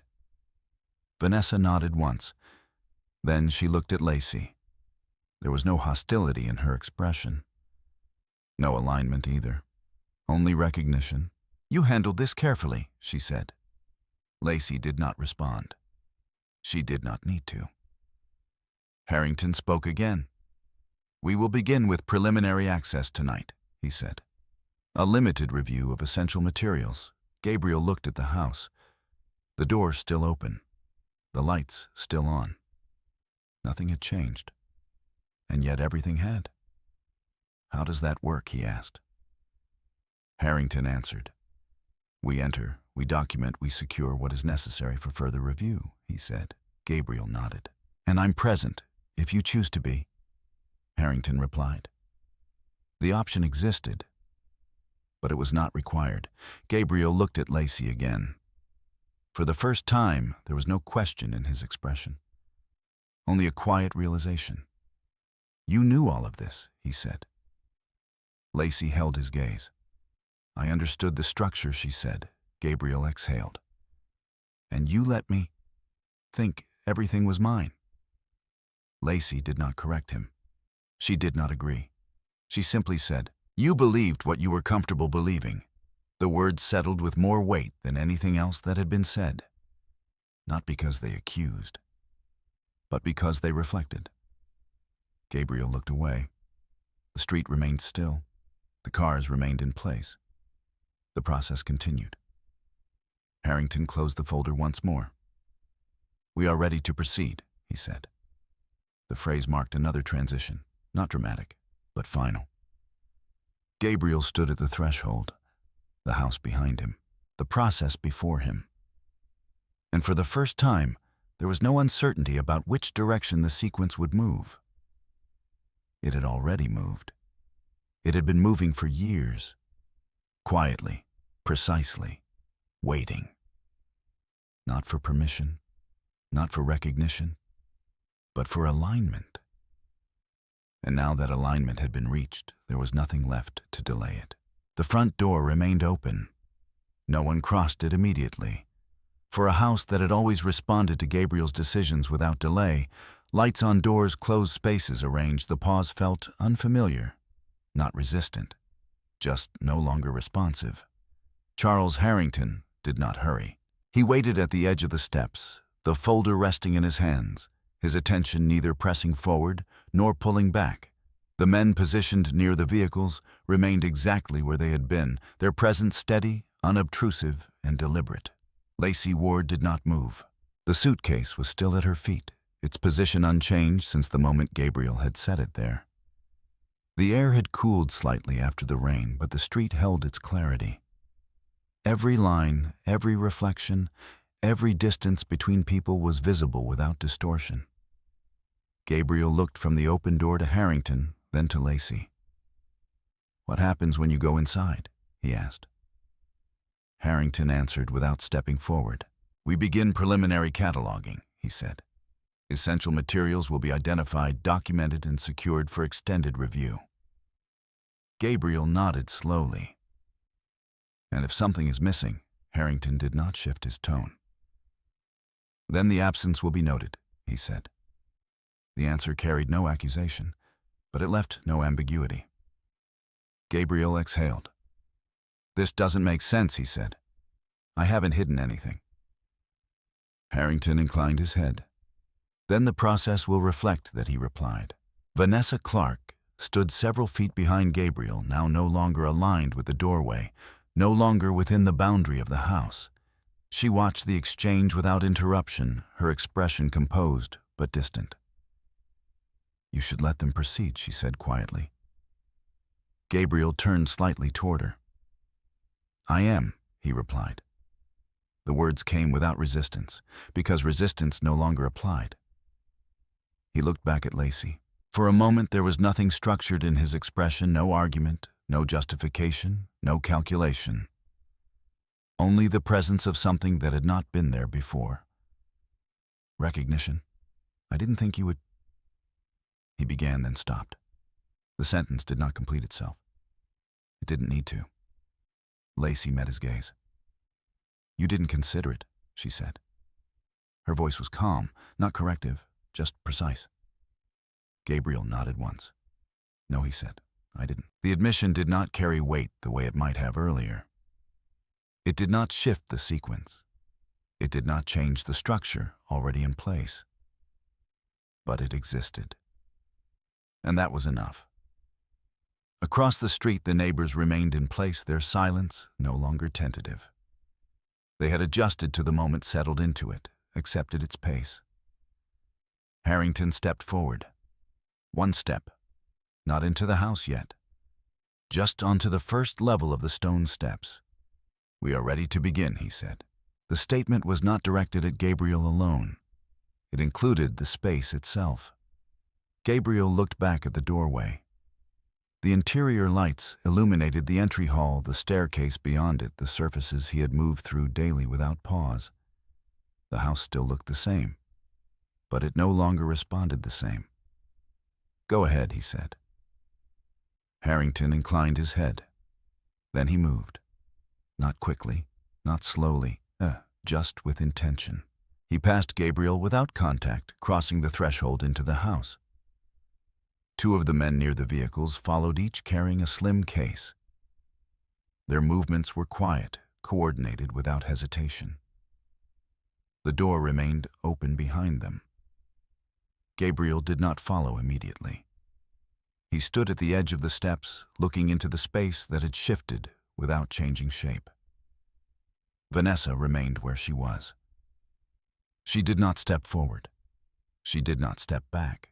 Her position was fixed now not by choice, but by relevance. "You're not going in?" she asked.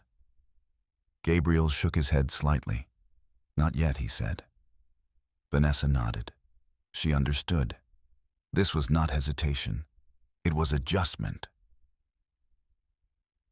Lacey remained outside. The distance between her and the doorway had not changed. She had not stepped forward when Harrington entered. She had not moved when Gabriel paused. Her position was constant. Gabriel turned to her again. "They're going through everything," he said. Lacey nodded once. "Yes. You're not going to be there, no."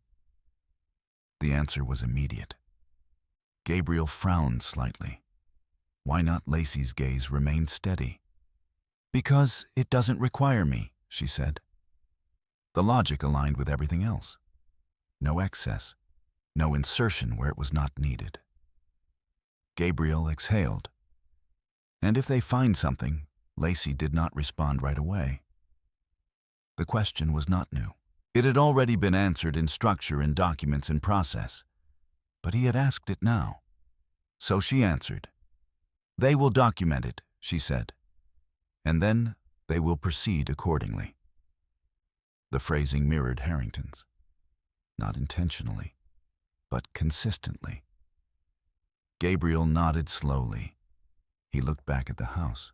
From inside, faint movement could be seen, shadows crossing the entryway's shapes, passing behind glass, the quiet presence of activity that did not disrupt the space, but redefined it. This was all set up, he said. Lacey did not deny it. It was prepared, she said. Gabriel exhaled. "And you were just waiting." Lacey's expression did not change. "I was following the timing," she said. The distinction remained precise. Gabriel nodded. He did not argue. He did not question further. Vanessa stepped back another half step, increasing the space between herself and both of them. Her role had fully dissolved. There was nothing left for her to influence, only to observe. Minutes passed. No one spoke. The street remained still. The vehicles remained in place.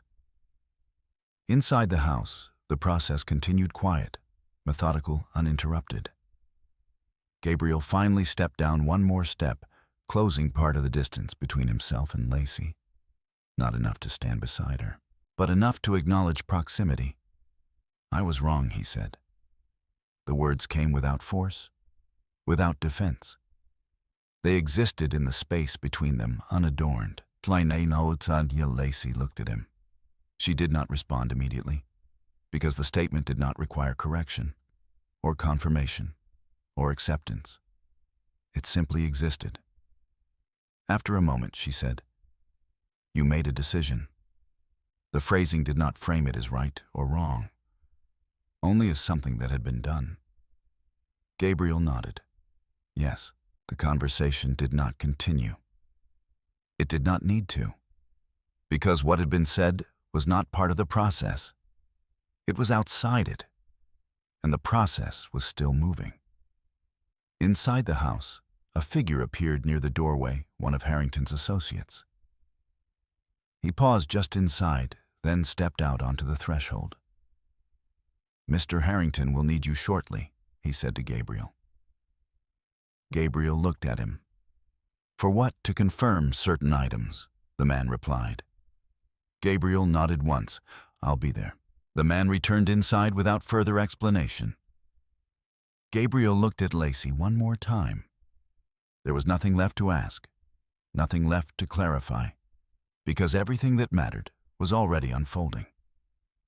"I'll go in," he said. Lacey nodded once. "Yes." Gabriel turned. He stepped up. He crossed the threshold. The door remained open behind him. And for the first time since the night had begun, he entered the house not as someone in control, but as someone being brought into a process already in motion. Lacey remained where she was, outside, still, unmoved, because her position had never been about where she stood, only about what she understood. And the process now fully underway no longer required anything from her except patience. The house did not resist their presence. When Gabriel crossed the threshold behind Harrington's associate, nothing inside appeared disturbed. The lights remained steady, the furniture unchanged, the quiet order of the interior intact. It was the same space he had left minutes earlier, only now it functioned differently. Not as a place he directed, but as a place being reviewed. Charles Harrington stood near the entry hall table. The folder open once more, several documents laid out in precise alignment. Two associates moved quietly through the adjacent rooms, not searching, not opening drawers or cabinets, without purpose, only identifying, noting, recording. Mr. Cole Harrington said as Gabriel approached, "Thank you for joining us." Gabriel nodded once. "You said you needed confirmation," he replied. Harrington gestured toward the documents on the table. "There are several items requiring your acknowledgement," he said. "Nothing complex, only verification." Gabriel stepped closer. The papers were arranged in sections, each marked with clear identifiers. Contracts, transaction summaries, correspondence logs. Familiar. But not in this context. "What exactly am I confirming?" Gabriel asked. Harrington answered without hesitation. "Dates, signatures, recognition of documents you previously executed," he said. Gabriel glanced over the first page. A contract he remembered, signed 18 months ago. Terms related to a secondary investment structure. He had reviewed it at the time, or believed he had. "That's my signature," he said. Harrington nodded. "Yes." Gabriel moved to the next page. Another agreement, a short-term advisory engagement. He remembered the meeting, the discussion, the decision. "Yes," he said again. "That's mine." Harrington made a small notation. "Thank you." The process continued. Page after page, each one familiar, each one confirmed, none of them questioned. Because the documents themselves were not the issue. It was their connection, their alignment, their place within a structure Gabriel had never fully seen. "Why does this matter now?" he asked after several minutes. Harrington closed one section of the folder. "Because these documents establish the framework within which the review operates," he said. Gabriel nodded slowly. "So you're building a case?" Harrington did not accept the phrasing. "We are verifying structure," he replied. The distinction remained consistent. Not accusation, not defense, only process. Gabriel exhaled. Across the room, one of the associates approached with a slim tablet displaying a digital ledger. "Mr. Harrington," he said quietly, "we've completed initial mapping for the halcyon entries." Harrington glanced at the screen. "Thank you," he said. He turned it slightly toward Gabriel. "These entries correspond to your transactions," he said. Gabriel stepped closer. The screen displayed a series of entries, dates, amounts, routing paths. He recognized the transactions immediately. "Yes," he said, "those are mine." Harrington nodded. "And this column," he added, pointing to a secondary set of entries, "represents the originating structure." Gabriel looked. The same pattern he had seen earlier. Movement, origin, movement, origin. But here the alignment was clearer, more direct. "These are linked to the trust," Gabriel said. "Yes," Harrington replied. Gabriel exhaled. "So everything ties back. Within this structure, yes." The answer was simple, unavoidable. Gabriel stepped back slightly. The room felt the same, but it no longer responded the same. He looked toward the staircase, the hallway, the spaces that had always belonged to him without question. Now they existed within documentation, within review, within process. "What happens after this?" he asked. Harrington closed the tablet and handed it back to the associate. "After initial verification, we proceed to formal determination," he said. Gabriel nodded. "And that determines—" What Harrington met his gaze. "The extent of adjustment required," he said. The phrasing remained measured, but the meaning was clear. Gabriel exhaled slowly. "And the property," Harrington did not hesitate. "It is included in the review," he said. Gabriel nodded once. No argument, no resistance. Because the structure had already been established. He turned slightly, looking toward the open doorway. From where he stood, he could see the street beyond. The vehicles still in place. The figures still positioned along the curb. And Lacey, still standing at the base of the steps, unmoved, unchanged, outside the process, and yet central to it. "She's not coming in," Gabriel said. Harrington followed his gaze briefly. "No," he replied. Why Harrington considered the question, then answered. "Her presence is not required for this phase," he said. Gabriel nodded slowly. She already did her part. The statement was not directed at Harrington. It was directed at himself. Harrington did not respond. He did not need to. Gabriel looked back at the documents. "What else?" he asked. Harrington opened the final section of the folder. "This is a provisional notice regarding property control," he said. Gabriel's attention sharpened. "Provisional," he repeated. "Yes." Harrington placed the document on the table. "Pending final determination, access and decision-making authority will be reassigned," he said. Gabriel looked at the page.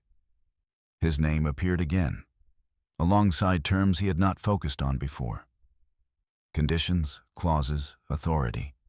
"It doesn't say removal," he said. "It outlines adjustment," Harrington replied. Gabriel nodded slowly. "And that adjustment means I don't control the property." "Temporarily," Harrington said. The word remained. Temporary, but no longer reassuring. Gabriel exhaled. And who does Harrington did not answer directly. He did not need to. Gabriel looked toward the doorway again. At Lacey. "Still outside? Still. She does," he said. Harrington closed the folder. "The trust operates through its designated beneficiary," he said. The phrasing confirmed it, without emphasis, without declaration. Gabriel nodded. There was no reaction, no visible shift, because the shift had already happened. He looked back at the documents one last time, then stepped away from the table. "I've confirmed everything you needed," he said. Harrington inclined his head. "Yes." Gabriel turned toward the door. He did not pause. He did not hesitate. He walked out, crossed the threshold, stepped back onto the stone steps. The night air felt different now. Clear, still, the rain completely gone. Lacey stood where she had been from the beginning, the suitcase at her feet, her posture unchanged. Gabriel stopped a few steps above her. For a moment, neither of them spoke. There was nothing left to explain, nothing left to argue, only the result. "It's done," Gabriel said quietly. Lacey looked at him. "Yes," she replied. The answer carried no emotion, only confirmation. Gabriel nodded once. He looked back at the house, then at the street, then at the cars. Everything in place, everything aligned, everything moving forward. Without him. And for the first time he understood fully the moment he thought he had created earlier that night, when he opened the door, when he spoke, when he decided had never been the beginning of anything.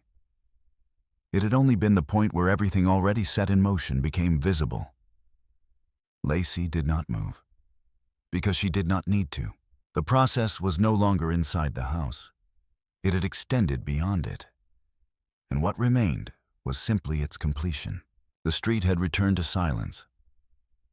Not the uncertain silence of earlier, when curtains shifted and neighbors hesitated behind glass. This was a different kind, settled complete without anticipation. The sequence had reached its final visible step. The 5 Rolls-Royce vehicles remained in place, engines quiet, their presence no longer drawing attention but holding it. The men who had arrived with them stood as they had from the beginning, still composed, aligned with a process that had moved forward without interruption. Lacey Ward stood at the base of the steps. The suitcase remained at her feet, exactly where Gabriel had left it. Nothing about her position had changed. And yet everything around her had. Gabriel Cole stood several steps above her, no longer at the threshold, no longer between inside and outside. The house behind him remained lit. The door still open, but its meaning had shifted entirely. "It's done," he had said. And it was. Not in the sense of resolution, not in the sense of conclusion, but in the sense that nothing remained to be revealed, only to be carried forward. Harrington stepped out of the house. He paused briefly at the doorway, allowing the associates behind him to complete their final movements, inside closing files, securing materials, leaving the space as they had found it. No disruption, no visible mark. When he descended the steps, he stopped beside Lacey. "Miss Ward," he said, his tone unchanged. She turned slightly toward him. "Yes. The initial phase has been completed," he said. "Further review will proceed as scheduled." Lacey nodded once. Understood. There was no need for elaboration. No need for confirmation beyond that. Harrington glanced briefly toward the vehicles. "They're ready," he said. The statement was simple, but it marked the final transition. Lacey looked down at the suitcase. For the first time since it had been placed there, she reached for it. The handle extended with a soft click. She did not rush the movement. She did not hesitate either. She simply lifted it. Gabriel watched. There was no attempt to stop her, no question left to ask, because everything that might have been said had already been spoken or had never needed to be. "You're leaving," he said. The words were quiet, not a question. Lacey met his gaze. "Yes." Gabriel nodded once. He did not step closer. He did not step back. He remained exactly where he was. "And you're not coming back," he added. Lacey considered the phrasing, then answered, "No." The answer was final, not because it carried emotion, but because it aligned with everything that had unfolded. Gabriel exhaled slowly. The night air felt clearer now. The absence of rain left no barrier between what was seen and what was understood. "I thought—" he began, then stopped. The sentence did not continue, because the thought itself no longer held relevance. Lacey did not ask him to finish. She did not need to hear it. She had already understood it. Gabriel looked at the house again. The lights, the open door, the familiarity of it all. But the sense of ownership had dissolved. Not dramatically, not visibly, but completely. "It was always there," he said quietly. Lacey did not respond immediately. After a moment, she said yes. No explanation, no emphasis, just acknowledgement. Gabriel nodded. "I just didn't see it." Lacey's gaze remained steady. "You didn't look for it," she said. The distinction remained consistent. Gabriel accepted it, without argument, without resistance. Across the street, the neighbors began to shift slightly, not leaving, but releasing the stillness they had held. The moment had passed. Its meaning had settled. Harrington moved toward the first car. One of the drivers stepped forward and opened the rear door. The gesture mirrored the one from earlier. But now its purpose was clear. Lacey took a step forward, then another. The suitcase rolled smoothly behind her. She did not look back immediately. She did not need to. The distance between her and the steps increased with each movement, but it did not feel like separation.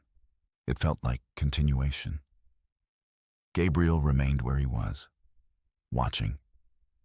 Not as someone waiting for a change, but as someone recognizing that no change would come. Lacey reached the car.